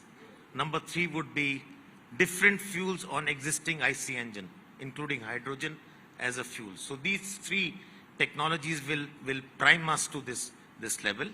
We believe that this is doable. Of course, the adoption rate of or transition of energy transition, an adoption rate of new technology is dependent on 4 elements, and I think that's very important for us to understand. I think the first one is availability of technology or the product. You need to have a vehicle which can run well enough on an electric vehicle, on an electric fuel, or on a hydrogen as a fuel. So I think that's the first part. The second part is availability of the infrastructure, which means the charging infrastructure, refueling infrastructure. The third part is total cost of ownership. The cost of ownership initially is larger for new technologies. So how does government incentives bring that down a little bit at the beginning? And the fourth part is, of course, availability of renewable energy, which means that's also very important. So if you have a product of all these 4, then you will realize that if everything is at 80% level, your adoption rate will be only about 36%. So overall adoption level. So I think that's the challenge. So therefore, it's a very ecosystem kind of an approach. No single actor in the EV, in the electromobility or the mobility space can make a difference alone.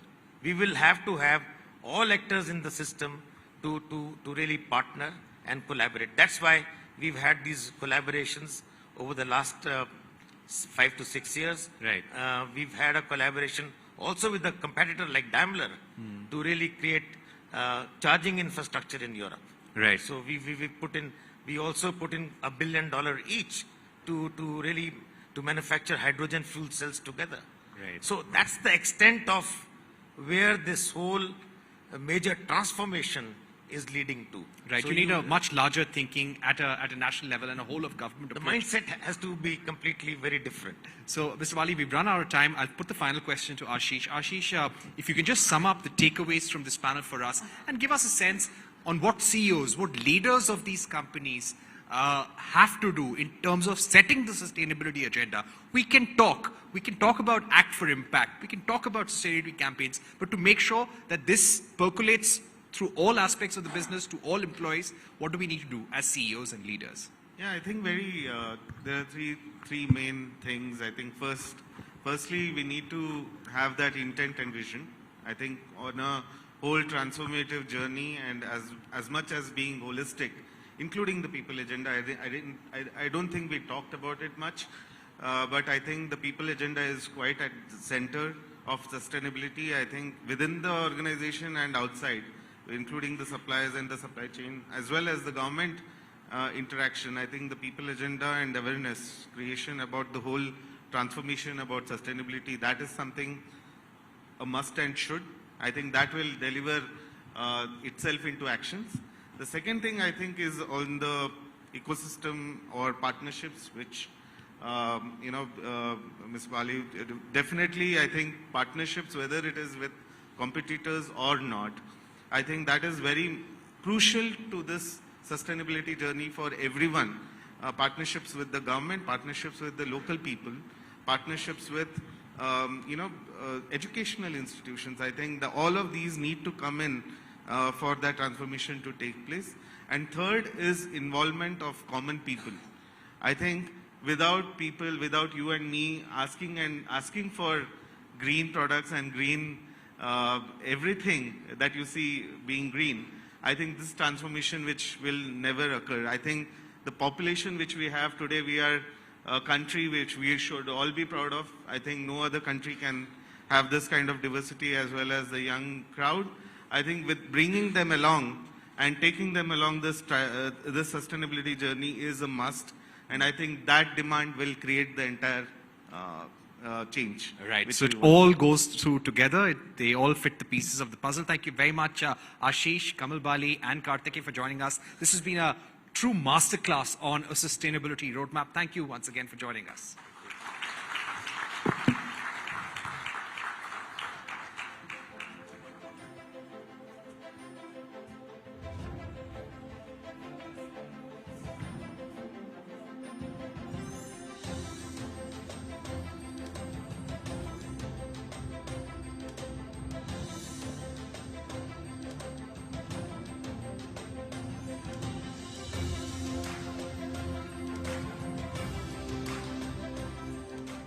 Thank you, gentlemen, for this wonderful conversation.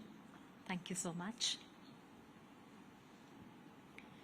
All right, a gentle reminder before we move on that the path towards sustainability does not end at this summit. And you must stay tuned for the Sustainability 100+ Awards, celebrating the innovators and leaders in sustainability. You can be part of that change. You can nominate now. Visit us at www.sustainability100plus.com and nominate your project or initiative today. And join us in building a sustainable future. Moving on, it's clear that the challenge of climate change requires urgent and decisive measures. Across India, various leaders and states are stepping up to address this critical issue, and Karnataka is leading by example. The state's commitment to sustainability is evident through its forward-thinking energy conservation initiatives and its rapid adoption of renewable energy, surpassing national targets. Karnataka's proactive stance on building sustainable infrastructure sets a remarkable precedent. Today, we embark on a journey through exploring sustainable futures, insights from environmental experts in Karnataka, where we will be uncovering the initiatives and the innovative strategies and solutions from experts, showcasing the impactful work being done across communities and sectors in the state. So for this panel, may I first invite our moderator, Sonal, to please come on stage and put your hands together for Dr. Ullas Karnath, conservation scientist, and Mr. S. Dasapa, Chairman, ICAR, Indian Institute of Sciences, Bengaluru.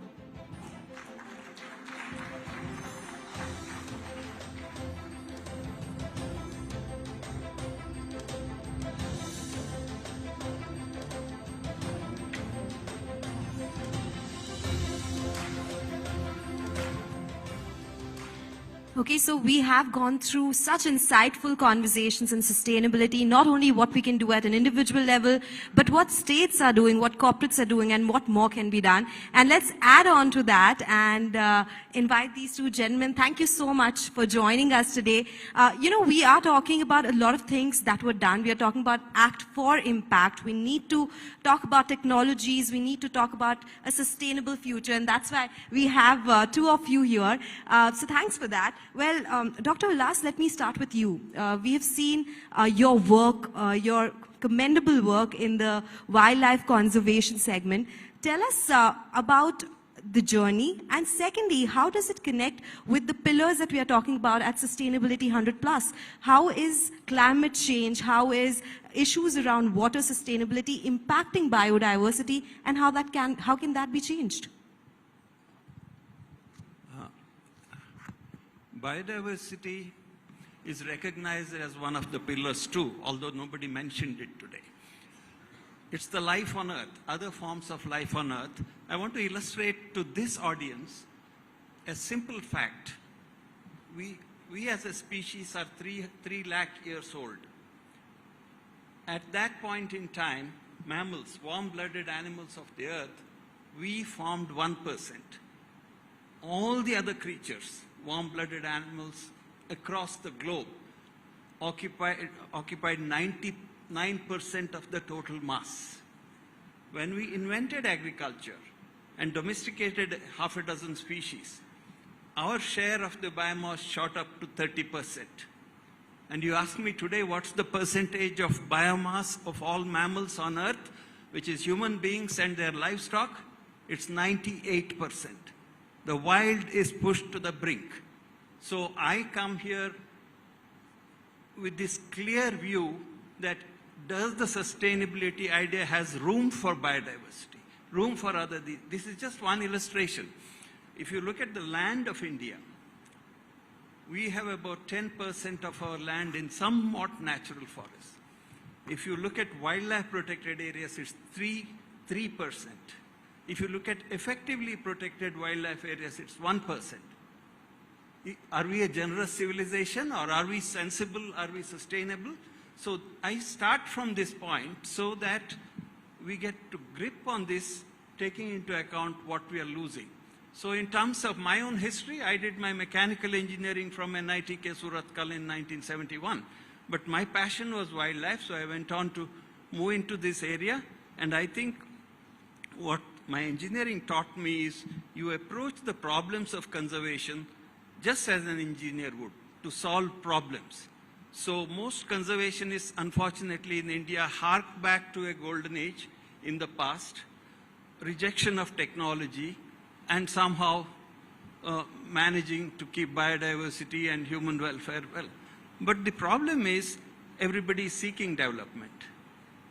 Life expectation was 30 years when I was born in 1948. It's 64 years now. Health is better. So this human welfare, or what we call development, has to be accommodated. So for me, it is a question of bringing my knowledge of ecology and biology and how to balance the two and make sure that while we all agree that we need conservation and development, we don't get lost in a cloud of non-solutions, which is what I worry often, because there are clear solutions. Just to give an example, Karnataka had a pioneer nuclear engineers. Raja Ramanna was here. We have some of the finest nuclear power plants. Nuclear is renewable, and that never got listed with the wind and other things. This certain attitudes within the technology sector itself, driven by perhaps subsidies or whatever, worries me a bit, because we can't have more space for nature without efficient agriculture and efficient energy production taking the least amount of land.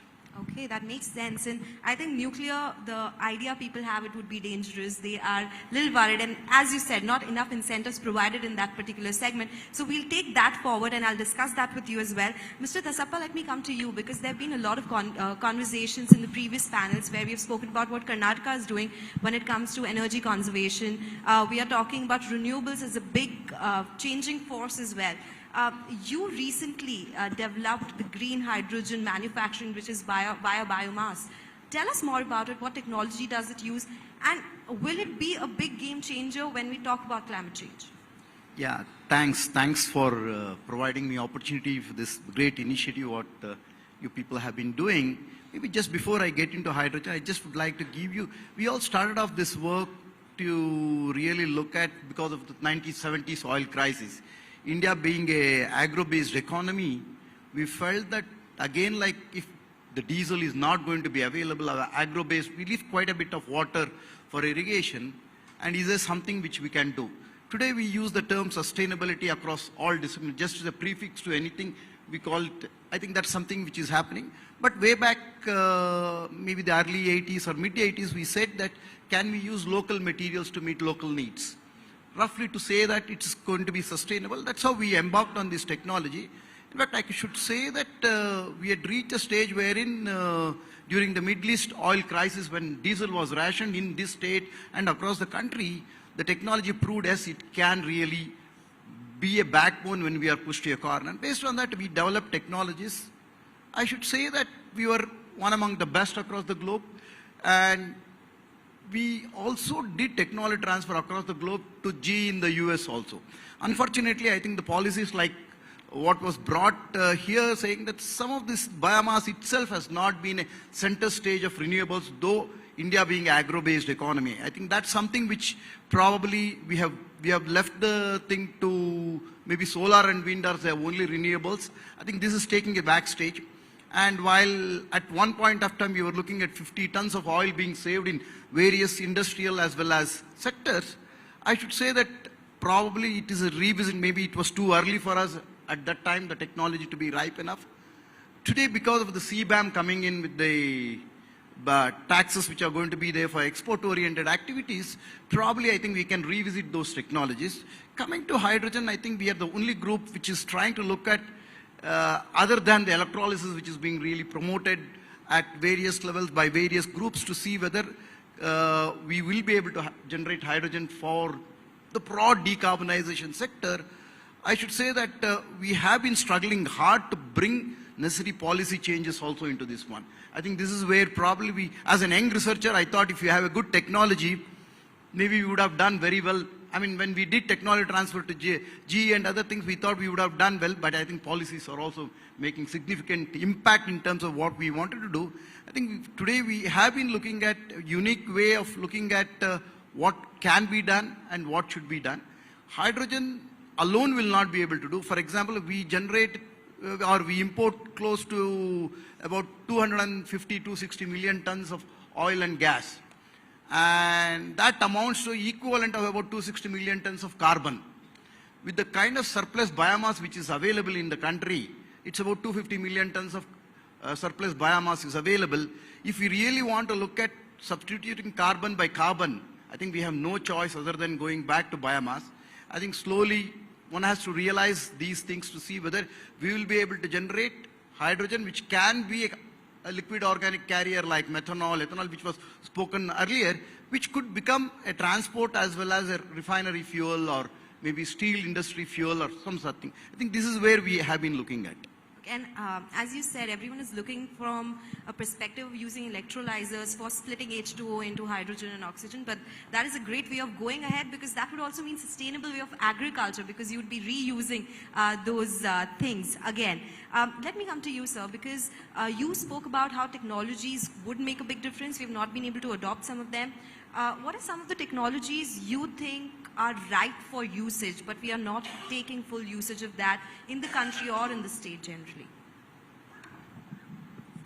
See, again, I'm going back to nature conservation, the leaving space for nature, leaving room for nature, because all the wild nature, which has many potential benefits, that's why it's one of the pillars of sustainability. I won't go into why, but the key issue is of space. So there are two demands on nature that have pushed it back to 2 or 3%. The main one is agriculture. The second one is energy production, whether it's coal mines or hydro plants. So to create space for nature,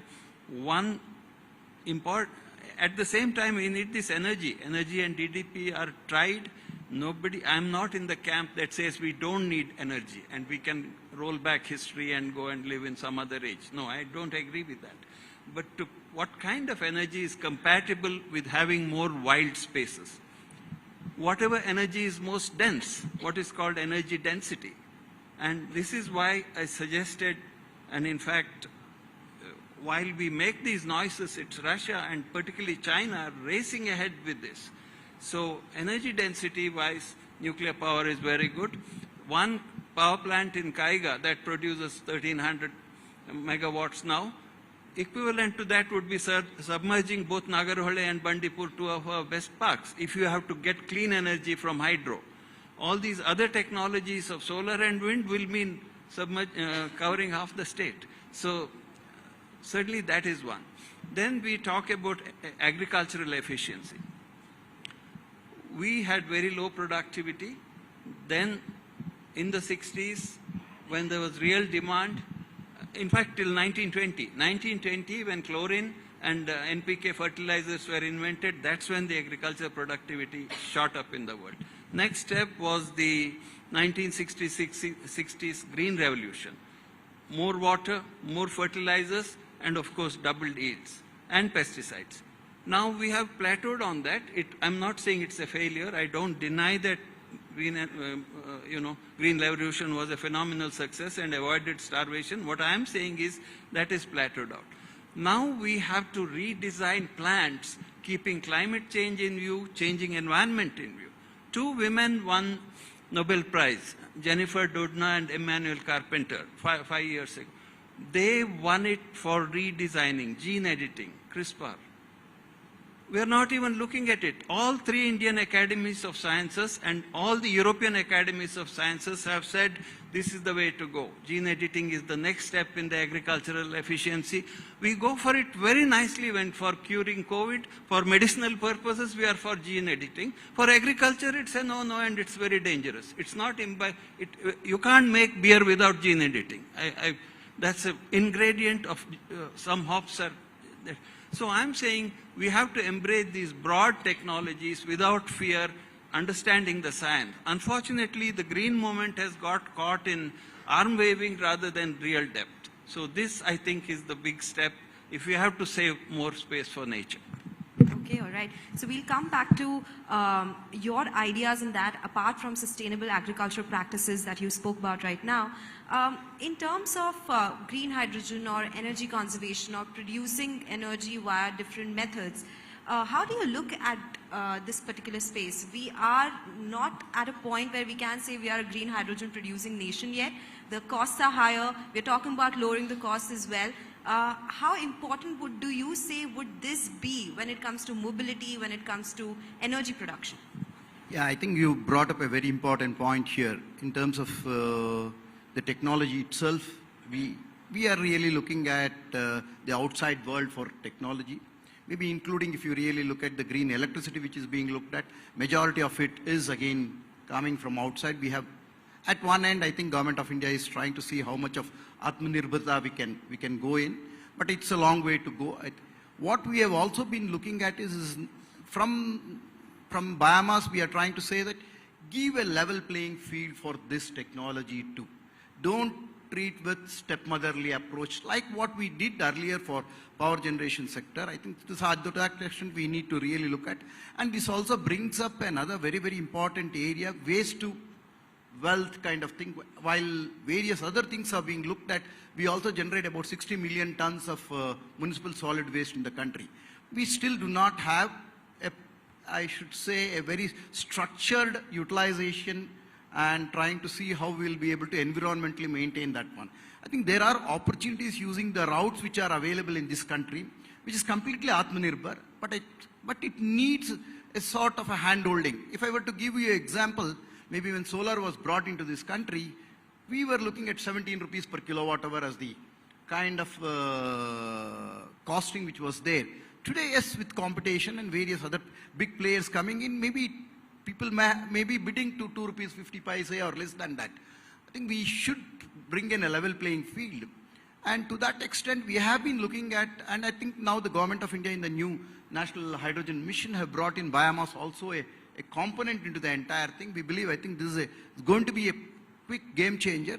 And as I told you earlier, if we really want to substitute the sectors like transport, the sectors like refineries, or anything to do with chemicals, today what a typical fossil fuel is doing, maybe majority of that can be done through the resources which is available in this country as residues. At one end, we need to handle the residues, otherwise they would become CO2 by nature's degradation which is going to be there. Otherwise, we will have pollution like what happens between Punjab, Haryana and Delhi. I think this is I think unless until we have a strategic thing to see how we will be able to support, nurture and take it forward. And I believe that we are at a stage wherein if we can showcase ourselves using the resource which is available in this country, we can also become a global player, especially on some of these platforms wherein we have probably one of the best technologies which have been there. And we have been talking to a range of industries. They have shown interest, but it's a question of time and effort which we need to put in to see where we can realize the dreams of how sustainably we can generate hydrogen compared to the thing what is being really looked at, how much of that can come from outside to meet the requirements within the country. I think these are some things which is happening.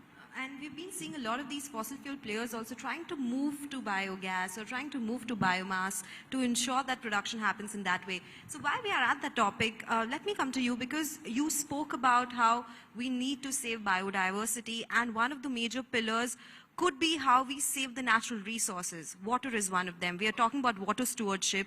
We are talking about how everything is impacting and causing climate change. Is there more to be done in that area apart from what you said about sustainable agriculture?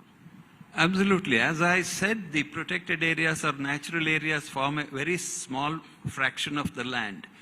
And we do and we can have engineering solutions to some of the issues. One of the major issues affecting, say, for example, Western Ghats, which is a long strip which is very critical for biodiversity and watershed. Virtually all the major rivers in south are born in the Western Ghats.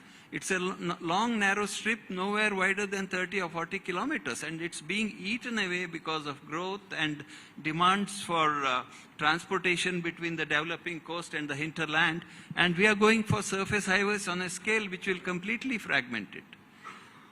I have seen in China, tunneling is the solution to this.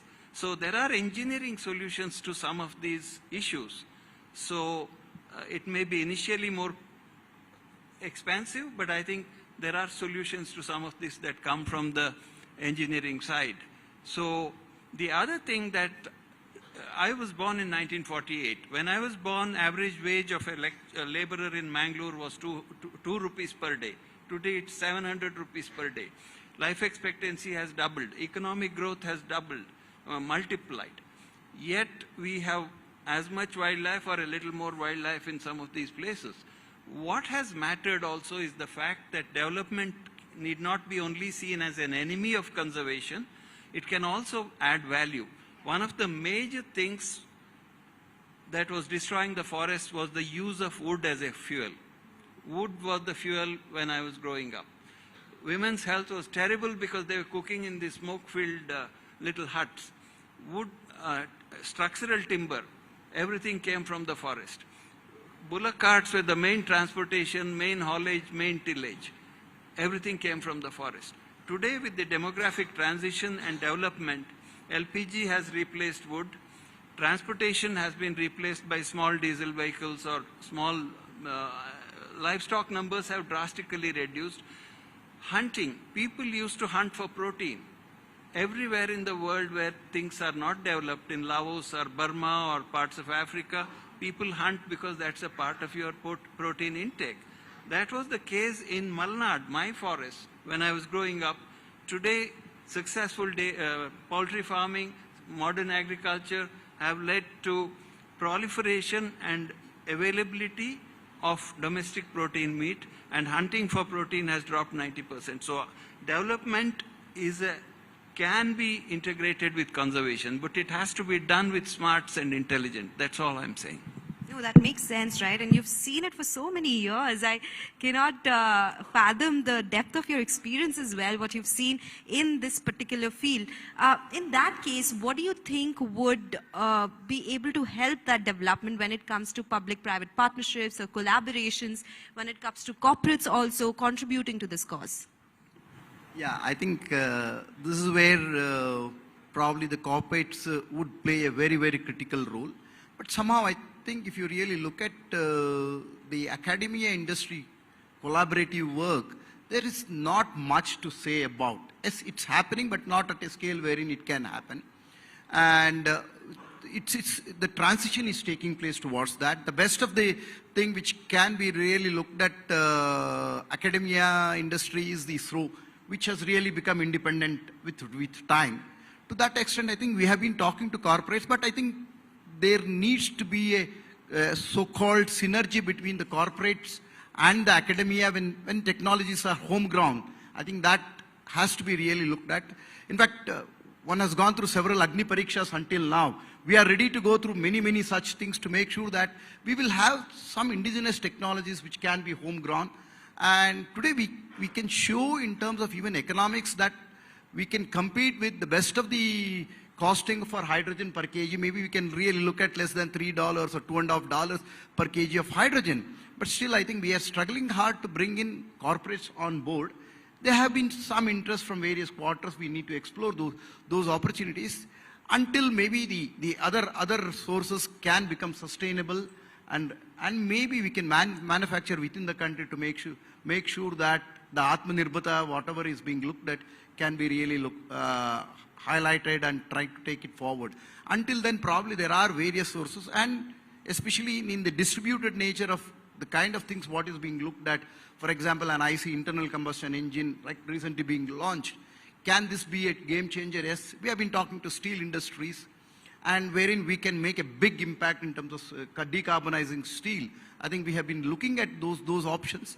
We are also wanting to make sure that some of the industries do get the necessary so-called benefits of first mover advantages kind of thing. I think we are in that stage, but maybe it takes a little longer time to establish the homegrown technologies to become the forerunner in terms of how to penetrate into the larger market. sometimes new things are scary, right? Maybe that's why the adoption becomes so low. And as you said, some of the corporates are seeing that first mover advantage. We do have corporates who have spoken about setting up the entire value chain when it comes to hydrogen, talking about reducing costs as well. Let me ask you the same question when we talk about collaborations when it comes from NGOs, corporates, government, for conservation, be it on the biodiversity side. You suggested some ideas. Think like an engineer. Let's talk about water stewardship. What is something that corporates can come together and help with? What can NGOs come together and help with? I think it's again, let's look at the land that nature needs, nature and rivers and everything else. One of the reasons why land use changed in India was agriculture in a fairly less advanced form was the forest frontier. Now as the economies are changing, there is a large middle class in India now, larger than the population of France. There is an incredible demand for nature experience from urbanized. I'm not saying just big city, even a small place like Hunku. This economic power of nature tourism can be leveraged to expand our protected areas. It need not all be under government control. I agree the public lands have to be government managed, they can't be privatized, but there is ample scope to add private conservancies, other forms of land use, so that we have more habitat. Certainly that's again not represented here. The hospitality industry or whatever you call it certainly can get involved more. The second thing is, I think, science. Hardcore science in ecology is the blueprint on which conservation has to happen. We have a completely bureaucratic system. I heard some comments about mandates. Wildlife management in India has zero science. It is completely run by a civil service with tame government institutions producing convenient science, with independent science being virtually kept out. And this is not the way to look at a future vision for wildlife conservation. So do we need more regulations here is what you're saying, or do we need more contribution coming in from public houses? If you go to any advanced country, conservation, the backbone of conservation is research done in good universities, academic institutions. Civil servants don't do everything, count tigers, count cheetahs, bring them here and there. That's very special to us. So the third thing is about communities. There are human welfare organizations, community rights organizations that truly care for people and have been working with them. Conservationists have been working with equal passion to save other forms of wildlife, and these two groups are often headbutting rather than collaborating.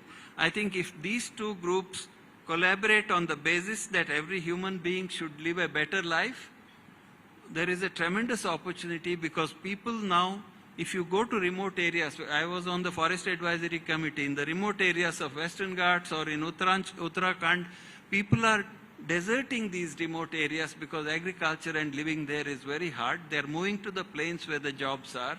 And this demographic movement, I've seen it in China, I'm seeing it in Thailand.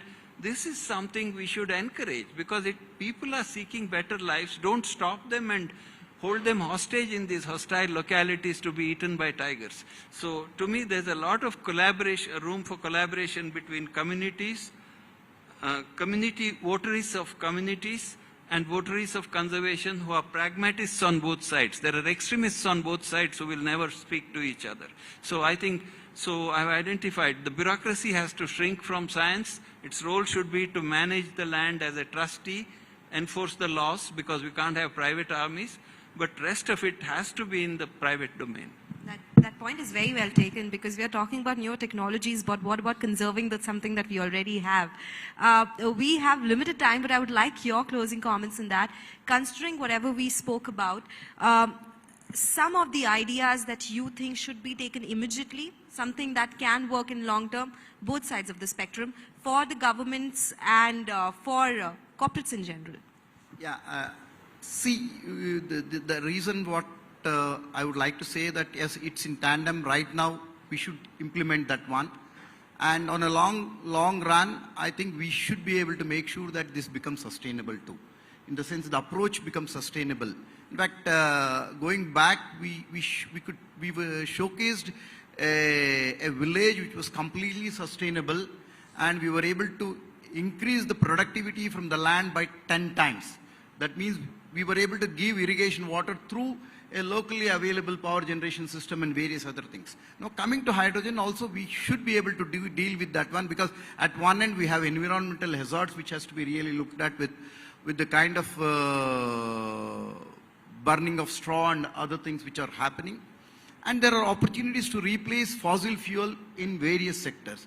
It needs a very strategic planning, and we need industries to come forward, and we have been talking to people, and the corporates should go through this motion in terms of evaluating, and they should be, I should also say that the trust between academia and industry should be a lot more than the technology transfers which have happen across the globe kind of situation. I think this is where the change has to take place. We see some changes taking place along that direction. Look forward for how this change can become reality in the near time. I think that's something which we have been looking forward. Hope is a beautiful thing, right? And it's always about collaboration, never competition. So as you pointed out, the two segments have to come together. Dr. Ullas, Mr. Dasapet, it was a pleasure speaking with both of you. Thank you so much for joining us with your insights today. Thank you. And thank you so much for being a wonderful audience. Thank you.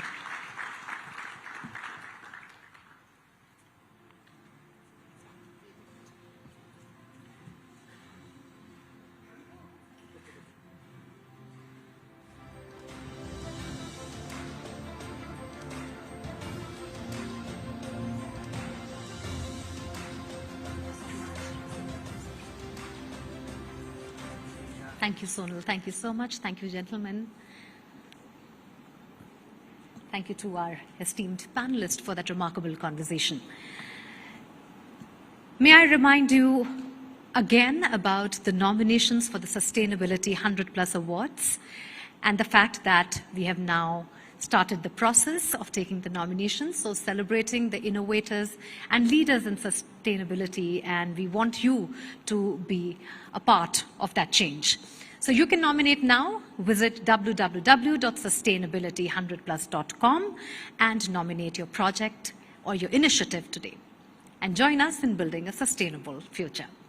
All right, let's now talk about water conservation. Water conservation is an imperative necessity that demands intrinsic care and attention, considering that most big cities in India might face a 40% water deficit by the year 2030. To amplify its need and further decode the challenges and implications of water stewardship, we have with us the lake man of India himself. Having revitalized up to 23 lakes in Bengaluru, he has been a pioneer water conservationalist and environmentalist. Ladies and gentlemen, please join me in welcoming Anand Maligawad. Amidst Bengaluru's expanding urban landscape, Anand Maligawad, referred to as the Lake Man of India, demonstrates the remarkable impact one person can have on environmental revival. His dedication to restoring lakes has breathed new life into water bodies, igniting a movement towards a greener future. Once surrounded by a city with more than 1,850 lakes, the alarming deterioration of these ecosystems prompted a critical reflection on the legacy we are creating for future generations. A specific lake, lifeless for 40 years and used as a cricket ground, showcases the dire state of neglect. With unwavering resolve, Anand Maligawad took it upon himself to revive these water bodies. He transformed a 36-acre lake in merely 45 days. 7 years on, the lake thrives, a hub for biodiversity, showcasing clear waters, diverse bird life, and a rich aquatic ecosystem. Maligawad's mission transcends mere lake restoration. It cultivates community engagement and afforestation, demonstrating that sustainable living is achievable through collective action. His efforts highlight the importance of water bodies for ecological balance, groundwater renewal, and economic stability, embodying the principle that water is foundational to life, hope, and enduring prosperity.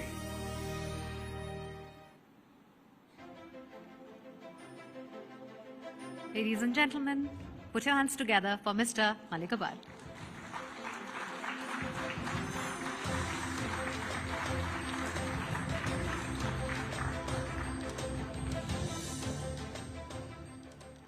So good evening, all of you. Good evening. Yes. So you've seen things are going, and 1,850 lakes. You might have heard numbers. We are in almost 430, 440 somewhere. Out of that, how much you can touch the water, you can swim in it. That all you know, whoever knows Bangalore. So in 2016, like I read a newspaper saying that Bangalore will become zero water city by 2025. And by 2030, 21 cities will go zero water. So I don't know, a lot of news we read, a lot of things, we just glance. There are close together issues in planet. We don't, get into that, we don't address. I don't know, somewhere this lake stuck into my mind. And I started thinking like, I am from, like Koppala district, which is near 35 kilometers from Hampi. I was thinking like Bangalore will become like Hampi or what? Hampi, how many people you heard or not, I don't know. Hampi was such an empire, it was an international market for emeralds and other things, pearls, right? Today you go only rock and stone. So if there is no water in Bangalore, it may become mini Hampi, right? As you know all, good air, good water, good food, good sleep. These are the basic requirement for any 84 crore species, right? So I was thinking like Bangalore goes zero water because I came to Bangalore in 1996. I seen, chill, Bangalore, right? With every house had a small wells and just people used to extract the better quality water, just one, like one wire rope, right? So now today you see thousands, 200,000, 400 feet we reached. You see our technology, economy, everything is rising. Water is going down. Yeah? Water is keep going down. And we are so crazy that we are thinking that, okay, if it goes 2,000 feet also, we will extract, 3,000 feet also extract. The more deep you go, the more heavy metal, arsenic, lot of chemicals you will reach, right? And also we think that, why don't we, get a ocean water desalination, this, that and all. Instead of that, whatever our lakes, ecosystem, if you bring back, that is more than sufficient in fact. So in 2016 when I read, then I started thinking like, why these lakes are why this groundwater is going down? Then I consulted people, started talking about, researching about this. I thought, okay, Bangalore had only, now also, there are all, of course, soak pits there. Rushboti, Kumudavati, Arkavati, and Dakshina Pinaki, there were 4 rivers, which they flow from the Nandi Hill and Malleshwaram, Itsat. And also, you see, these rivers were not contributor for the Bangalore. See, Majestic Bus Stand, which is the Dharmambudi Lake, which is a 1,800 acres lake. Today, it is one of the best bus stand in the Bangalore. That was catering at least 10 to 15% of the, water, this thing. And also, when Bangalore started growing, it is a small village. Every village we had one lake. Like it is thousands of lake. In fact, Cholas dynasty, they interconnected cascading, they built all Raj Nalas, irrigation system, drinking, everything we had beautifully. When city grown, in 1970s somewhere, when Mr. Nazir Saab was the water minister, he is the person who introduced this borewell. Otherwise, there were no borewell concept in India. Earlier, to drill about 50 feet, they used to take 2 days, I think. Now, in 4 hours, we'll drill about 1,200, 1,500 feet. So, means technology, everything is going up. So, environment is going down. That is what I am telling. So, when we started drilling that, and once we got the water from the borewell, see, general our humans, any country, any new thing comes, we just jump into it. We don't even think it is user-friendly or it's expensive or what. So generally proudness is that, hey, I am the guy who got a first borewell. I am the guy, who got this, who got that. And what you got, whether it is worth or not, we don't know. See, our wells were very trustworthy and very good. We used to get a best quality water. Whereas this GI casing, what you put for bore well, it's keep rusting and, it is adding your rust into the water. We started trusting that. See, when all the lakes, even, just people used to do this and they don't used to touch their hand. Like this, they never used to drink. Just like this, put a mouth and suck. That was the condition we had our lakes. In fact, where I born, North Karnataka, it is a mini Rajasthan, which is Koppala district. We know more value of the water than Mysore, Karnataka people. Thanks to Vishweshwara Ji, he is flooded with water. And you also got a good rains. 700 to 1,200 millimeter rainfall happens in the Bangalore. And also it is very rich green, from sea level it is almost 980 feet, tall. Like high ground is the, how much? 900 meters, 900 meters from the sea level, which is high ground is the peakest point of Bangalore, right? So that way, so my school bed was in the lake only. Lake bed, my government school. I used to play with, crabs, all these frogs, gigs and all like that. I used to make small lagoons, take a custard straws and all, put them, take a coconut chips and fill the water like that. So my journey in a childhood also started like that. When I came to Bangalore in corporate life, I worked with one of the automotive and aerospace industries for 15 years as a group head, and I was also heading CSR. So when this life beautifully, everything was comfortable, after seeing this, then I got into this lake rejuvenation. I was thinking like, why governments are not rejuvenating? What is the problem? Why lakes have been destroyed? All these things, questions came to me. When it came to me, only one reason is, when you push a button, you get a water in your syntax tank. Just if you just turn a tap, you will get a good water. That's it. Only simple reason. And also earlier, people used to go to lake. They have to get some water.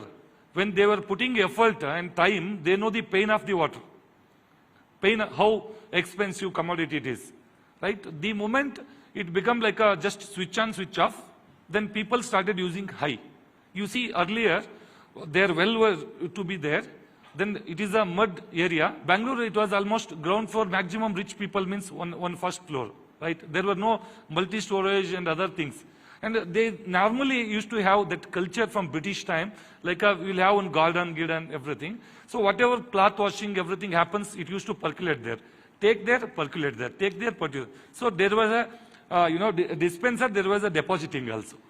So when it become like a borewell concept, when we started using more. When we started using more, then it started going beyond percolation. So you see, election agendas in the, I think, 90s and 2000, drinking water supply, then drainage system and roads. So of course today it is completely changed. Now people are asking, we want to protect water body, we want tunnels, we want metro, these, that almost changed.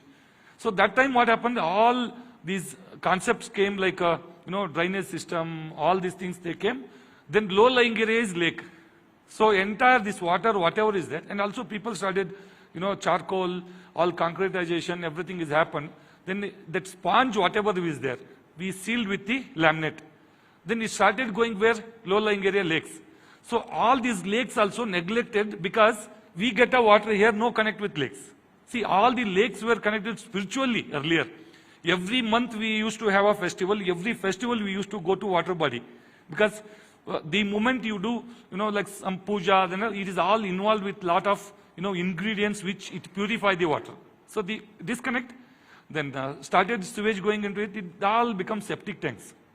The moment they become septic tanks and the entire, percolation, whatever is there, it used to evaporate, it used to create microclimate, all distracted. Then the moment it has happened, there has to be a lot of fishes, native fishes. There has to be mosquitoes also. Whatever they keep larvae, half of them they used to eat. So all this is stopped. Hyacinth came, and that way, then lake overflowing means it's a big festival in the villages earlier. This is a prosperity. When big rains happens, lot of water collects. When overflows, people used to celebrate. But these lakes started flowing every day. Every day they have started. With which water? All this, like a sewage water. So that way, lakes got destroyed. Then after that, percolation also stopped. And they started producing a lot of methane gas, so many mosquito breeding. Then people surrounding whoever used to stay, they used to think they want to get rid of it. When Bangalore started growing, land costs also went up very high. And governments also wants to do a lot of infrastructure development. That time, they were searching lands are available lakes only. And when they started burying, they started constructing, infrastructure. Nobody is objected because this was causing problem for people. So that's how slowly they destroyed. Out of 1,850 now, I think 400, 450 lakes left. So this way, complete Dakshina Pinakini got, flooded with sewage. Rishabhavati, Kumdavati, Erkavati, all they spoiled. So what I thought is, after researching and understanding this system, then who will fix this issue? Right? It is there now, something act for impact. Right? Who will do? Government will do. Or somebody will do, you will do, I'll do. I thought, let me start it. Let me start doing it. In 2017, I started working on one lake design that, I experienced that each acre in 2017 itself, 50 lakhs to 70 lakh rupees per acre cost. And they used to take about 1 to 2 years time. And every month maintenance of lake is about 1 to 2 lakhs. And they are not self-sustainable. I thought, let me design something which is a low cost and a less time and self-sustainable and our ancestral way. So that it will become a people movement. Anybody can rejuvenate the water body. So that way, 36,840 lakes are there. Only we are depending upon government to rejuvenate. It will take a longer time because their bucket list of things were very hundreds, thousands. For us, people, we can do it, right? So if they want to, concentrate on lakes, here also you see, since last 2 hours, water is in last. My talk also last only. Are you with me? Water is not last, water is first. You see any, like a spiritual books, any science books, first planet, then water. After the water, life starts. After that life, then your afforestation, then wildlife. But here it is last actually. Even everywhere, water is in last. But without water, there is no life. If we do not become serious today, and you see this year, there is no rains. 90% of the lake dried up. You see the water tanker, 5,000 liter water tanker, 1,400 rupees. If you pay also, you are not getting. So I can get Budweiser, anytime chilled beer, but it is very difficult to get a water tanker. Huh? I am also a fan of Budweiser, in fact. So you can get a beer, not a neer. Neer, in Kannada, neer, N-E-E-R, neer means water only. B-E-E-R, beer means this. So neer become beer now. So beer is easily available. In fact, anywhere you go chilled beer, you can get everywhere, but water is become biggest problem.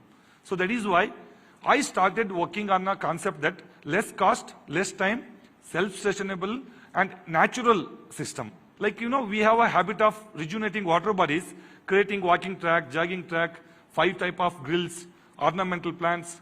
And citizens also want that. They don't see like this lake because both sides full. They put a shrubs in such a way that that water body is not visible to you. Just walking in the cave of the plants or cave of the trees. That's it.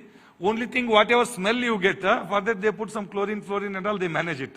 But none of the water you can touch, neither you can see it. See how many lakes we have. My idea was make it simple, very, very natural, where my kids can go and swim. You see in one of the video, it is not just graphic I created, it is all my lake. So I take water and drink. Of course, we don't trust our taps, right? We don't trust our taps. We are all depending upon RO water. Whatever quality of the RO water you get, better than that we were getting in the well, in fact. 99% of the Bangaloreans or anywhere in the metro cities, you don't know what is the water taste. Are you with me?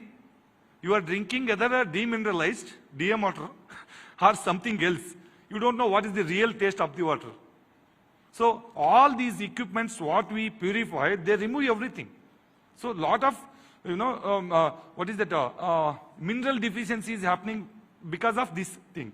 So Bangalore taste was so good, and it was giving a beautiful appeal.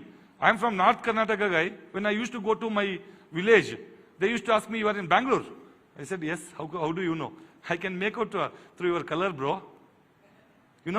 So the tone used to come in Bangalore after drinking this fresh water. It was better than Kangen water. No, the tone used to come, and also it was very less sunlight. Bangaloreans a little bit sweats. Evening you used to get rain. Like it is a remote system. Bangalore it was, no fans, nothing at all, right? So evening, generally we say, "Oh, today is sweating, yeah, jaldi, let's go fast home. Night there will be rain." So means nature used to listen to you. It used to act based on it. What is your AI and all you are telling? No, artificial intelligence. That you are spending money and you are doing it. Nature we had earlier. Like that Bangalore, when it destroyed, then I started lake rejuvenation. 2017, I started one lake. People laughed at me. They told me that, how can you do 36-acre lake in one? You've seen 5 islands and all, right? That same lake I'm talking. How can you rejuvenate one lake in 95 lakhs? How can you do in 60 days? I started working, doing. I finished it, right? So April 20th I started. By June 5th, World Environment Day, with the help of Satri's Environmental Trust. Some gentleman, he's here. Yeah, he's there. He was also with me. And with the help of them, 5,500 saplings we planted with 1,500 volunteers in 1 hour 45 minutes. You were there that day? Yeah? We planted. Such a crazy thing that Kalasnalli Lake, out of 36 acres, there were 12 acres encroachment. And 12 acres encroachment, I did not touch. I started working, desilting and all. Last 40 years, it was dry dead lake.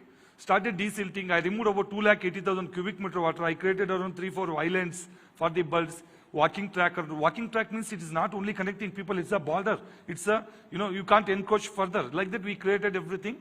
And September 1st week, very few people get opportunity in life that same barefoot where I roamed and did a lake, it is full of water. Like 9.5 days, 18 feet water came. 2015 was drought. You can check in data. 2016 was drought. 17, when HSR layout and all, people started giving like masarana, chitrana packets and all. That time I was enjoying the lake. And I am the guy who did a boating in that lake. So nature, we spent 95 lakhs. Nature given crores together liters of water for us. So what we give is this. What returns is this. Like seeds also. We put around 1 kg seeds, we get 100 quintal. Right? So when you put, then you get. When you don't put, only keep getting it. One day it will stop. So that is the idea. Then 2017 I did one lake. I am telling very shortcut because 20 minutes I have to finish. If you listen my full story, you will become emotional also. Maybe you cannot enjoy your dinner. How many people, what is the struggle I faced to get approval, to clear the encroachment, to convince people, to do good job, you need to put a lot of effort. To do hanky-funky job, you need not to do anything. It will automatically happen, nobody will question also. Like that, lot of things I did. 18 I did 1 lake, 19 I did 2 lakes. So 19 I decided to resign the job. I left my corporate lab. So I started working lake rejuvenation. You will not believe. 19 note ban happened. So industries dropped down. 20 again lockdown happened. 21 lockdown happened. But Anand journey did not stop. In the lockdown itself, I rejuvenated 6 lakes. 6 lakes. Everywhere they used to stop me, police and all. I used to tell, sir, I want to rejuvenate the water body. I am doing lakes.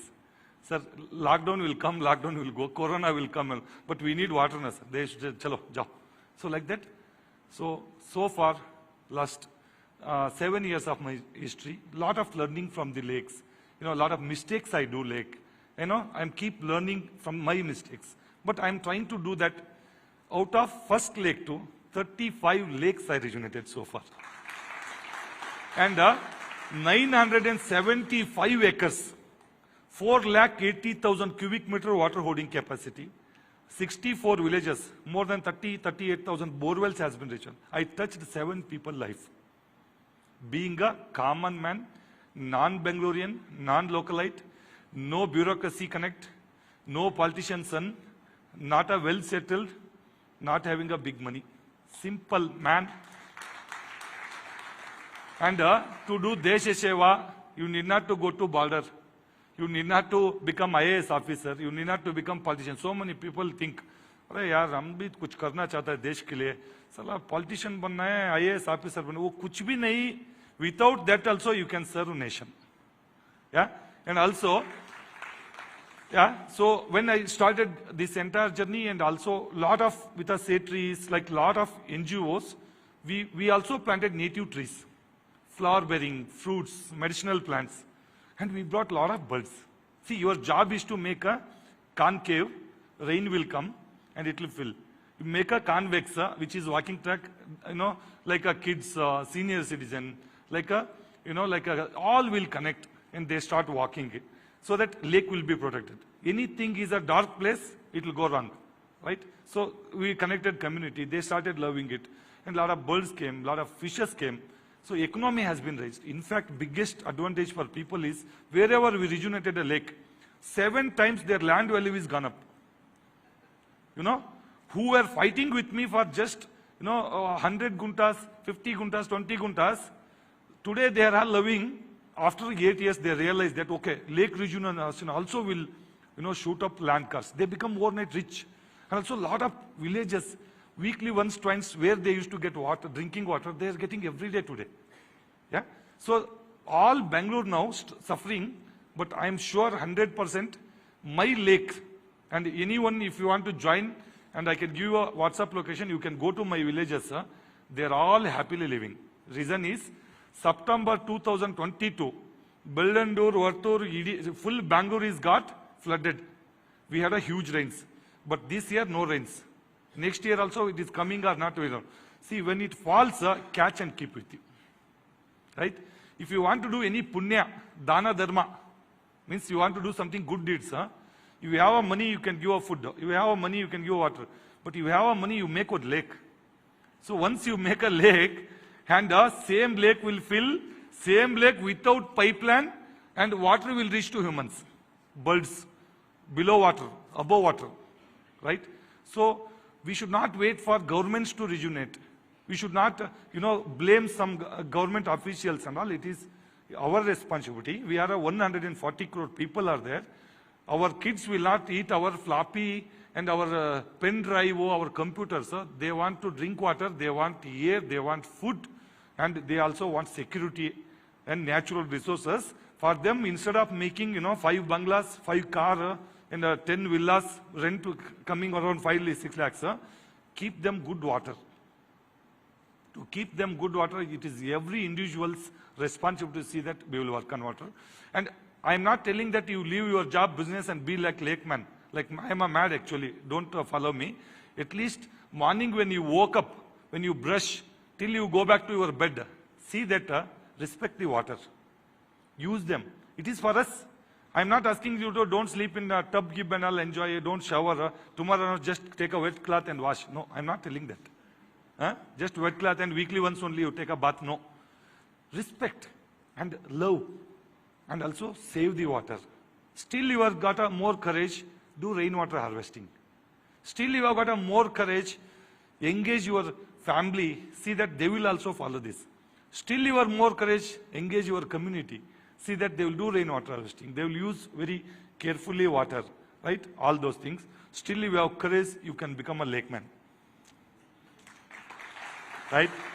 And to become a lakeman, you need not to require like a California University, Stanford University, PhD in lake rejuvenation or water body. I am a simple mechanical Kannada medium village guy. Right? And pan India, I also thought, so should I restrict to only Bangalore? No. Because nature don't have any borders. Nature is so wide, right? And there is no restriction. Borders are created by us, right? And animals, they create a border, see that they will have a zone, like a Karan sir were here. They create a zone so that they will be in a zone. But they don't cross each other like that, it is there. But for us, no. So I started thinking that, okay, 1 lake I did, 35 lake I did, okay, fine. But there are a lot of mistakes. See, I'm not telling like I'm done 100% perfect. See, nobody can do any house you build. If you put 100% vastu, I don't think it is a house. Same way lakes, ecosystem, keep learning from nature, keep working. But intention is clear that my Bangalore should not go zero water. हम छोड़ेंगे नहीं. थप्पड़ तो मारो बस. उसके लिए पैसा देना है क्या? Lakhs together salary I left. I sacrificed my life 18 hours. I work on lake. इसको 2 मिनट मारो, देखते हैं कैसा मारता है. मारो. It is good for health. Your blood circulation will going to increase. So, like that. And also I started working with Pan India now. My dream was to make it a people movement. To make a people movement, it should be less cost, less time. Nobody's got patience to get, 10 crore, 50 crores, invest on it. Nobody's got time to spend 2 years, 3 years. So I started working on, less than 5 lakh rupees per acre, whereas 50 lakhs. Then I started working like, instead of 2 years, 50 to 70 days. You will not believe 35 lakes. So far I did that. Lowest time I have taken is 45 days. Highest time I have taken is 100 days. 100 days, lakes pick and span. Smallest lake is 3.5 acres. Medium lake is 75 acres. Largest lake is 756 acres I am working on. From last January till June, 92 earth movers, 64 trucks, 400 people, and 12, compactors, and 15, 20 JCBs. And it was a mega movers and packers. What is it? Mega movers or something that program. So I did it happily. So I am the guy from first lake to till last lake. I am working on cascadings. I am not just working one lake here. It won't work. So Bangalore got a cascading lakes. We call it as a stream. Each stream is got about 10 lakes, 5 lakes, 6 lakes like that. I am proudly telling, as of now, I was selected 11 streams. I was selected 45 lakes. By 2025, I supposed to complete. By 2024, I am completing it already. Yeah, that is called ridge to river. So when Penna river is there, when Dakshina Pinaki is there, don't touch river. If you rejuvenate river, big money, big time, whether it is sustainable or not, we don't know. But work on inputs where, from the hair you start work. Like, see this river, whatever catchment, all the lakes you rejuvenate. And also I brought a concept called natural biological sewage treatment without, electricity, chemical, STP plants, so many things, it will cost you. And also it is a huge maintenance cost. What I am doing is natural biological. I make a lagoon, another lagoon. I keep a pipe here. I bring a water. Just initial stage itself, I trap a plastic, thermocol, PET bottles, like airport concept. Airport in a security, they will trap everything and leave you. They don't check in a hangars or aeroplanes and all, right? Same way, input of the lake, trap them, and of that, trap the sludge. Then excess nutrients like nitrogen, phosphorus, potassium, sulfur, whatever is there, I put a hydroponic plants, like Canna indica, elephant ear, vetiver, star grass and all. So they need a food. They need a food, then they extract all the NPK from this thing. Micronutrients I'm converting into plant. Every 3 months, 4 months we cut. And again we make it a manure.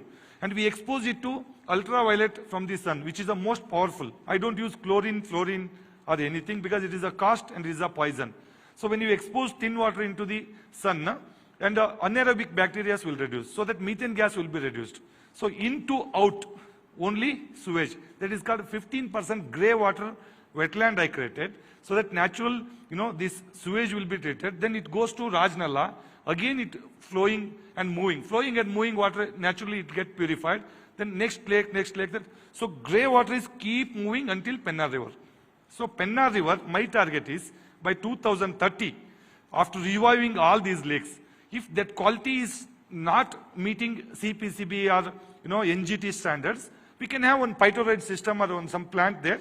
We can treat and put into this. Why I am doing this is, you are all sitting in Bangalore, put a Harpic, best of the best chemicals. You keep your toilets, everything fresh, neat, you relax, that I am fresh. No. You, whatever you flush, next day morning it will come as a vegetable and milk for your house. Are you with me? Because entire this water goes to Penna, Rushbavati are there. There are set of farmers who is depending upon this river. And you are getting a good water and they were doing a cultivation. Now you are putting all heavy metal arsenic into it. They do cultivation, they grow vegetables. You stand in a Attibele or Hosur road, morning 5 o'clock to 4 o'clock, highest vehicle comes is vegetable. You know, all these vegetables are grown with your flushed material. And also all plants will, take that. And their nearest market is Bangalore. They sell it. You happily eat that. First of all, you don't know good water quality taste. What is the Bangalore? Second, you don't know what is the vegetable taste. Right? So you eat that. And also a lot of grazing happens. Those cows will give a milk. That will also come to you. So seeing the sky, spitting, what you spit, same thing will come back to your face. Are you with me? So my idea is, like Bangalore. Bangalore had a beautiful climate, nice full trees, lakes, gardens. And you see, Bannerghatta road and other roads, earlier you used to see nice trees, lakes, this, that ecosystem. Today you will see high-rise buildings, glass buildings. Either they're ITBT or hospitals. Yeah, you can just check ITBT or hospitals, and these hospitals are bigger than any economy today. I think world's one of the top economies, I think, hospitals, I think. And in our Vedas and all you see, Vidya and Chikitsa, these are all free commodities. What? Today, we are all earning 15% at least we are paying for water. 15% we are paying for our health insurance and other thing. Maybe we, our father or somebody else. It is all happening. Reason is because of bad air, bad water, bad food. There is no good sleep. When these three are not there, you can't sleep. You will have a illness problem. You will have a less output. So that is why my dream is bring back Bangalore, not by stopping your lavish life. What I'll do is you keep flushing it. I'll keep treating it. Right? So I'll see that Penna River have a better water, then you will get a better vegetable, better milk. So now you decide you want to join me or not. Of course, all these things are happening because of you people. Right? A lot of people who is supporting me in like a CSR funding support. I did not spend 1 rupee from the government. It's all projects are done with the CSR funding support, some of the crowdfunding support, a lot of volunteers from corporate, they are joining me, they come and clean with me, they come and plant with me. Lakhs together volunteers joined. In fact, so they written close now. I have to close now because big boss is telling close. So 1 second I'll finish it, ma'am. So now I was doing lake. I am also training people to do lake rejuvenation, natural, ecologically. There are a lot of architects who wants to convert, Bangalore into Dubai, the Bangalore into Australia. I don't want Bangalore into Dubai or Australia. Make my Bangalore as it is. Bring my Bangalore back. I don't want any foreign trees and all here.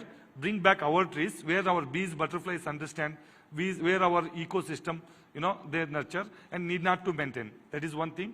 And also, water, afforestation is my life. And same way I started doing, I'm training, I'm going, inspiring a lot of people. I also thought governments, which is our tax-paid money, which they are doing the rejuvenation, they should also do ecologically. So same guy who started this journey, 9 states I'm advising all the governments to rejuvenate water bodies as less cost as and as natural as possible.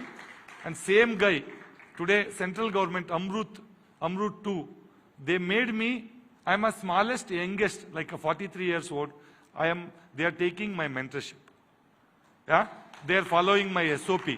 So entire central government, 2.68 crore lakes which they are targeted. I am telling them, don't make stone pitching, concrete, steel, structures, and ornamental plants and all. Don't reduce water body and make it as something amusement park. Keep water body as water body without reducing. And at least I don't want to drink from lake. At least my kids should go and swim in it. So that is what concept I am requesting them. So whole idea is to bring lost habitat, and along with economy, along with our technology, we will also protect our nature. Yeah? We will also protect our nature. It is not for us, it is for our kids. Thank you so much. Thank you so much. Your passion shines. Any questions you want to take from And we can take them post the session. She smartly answered. So, thank you so much. thank you. Thank you so much. The passion shines, of course, and it always is great when you see people who have a vision, mission, and are committed to the cause. Thank you so much. Ladies and gentlemen, what we have witnessed today is a remarkable summit fueled with ideas that can pave the path to a holistically sustainable future. And as we acknowledge the commendable efforts of the government of Karnataka, people of Karnataka, we envision and advocate a collaborative and innovative approach towards a greener and cleaner economy. Thank you all for your lovely presence and for being a wonderful audience. I hope to see you soon. Please join us for dinner and drinks. Thank you.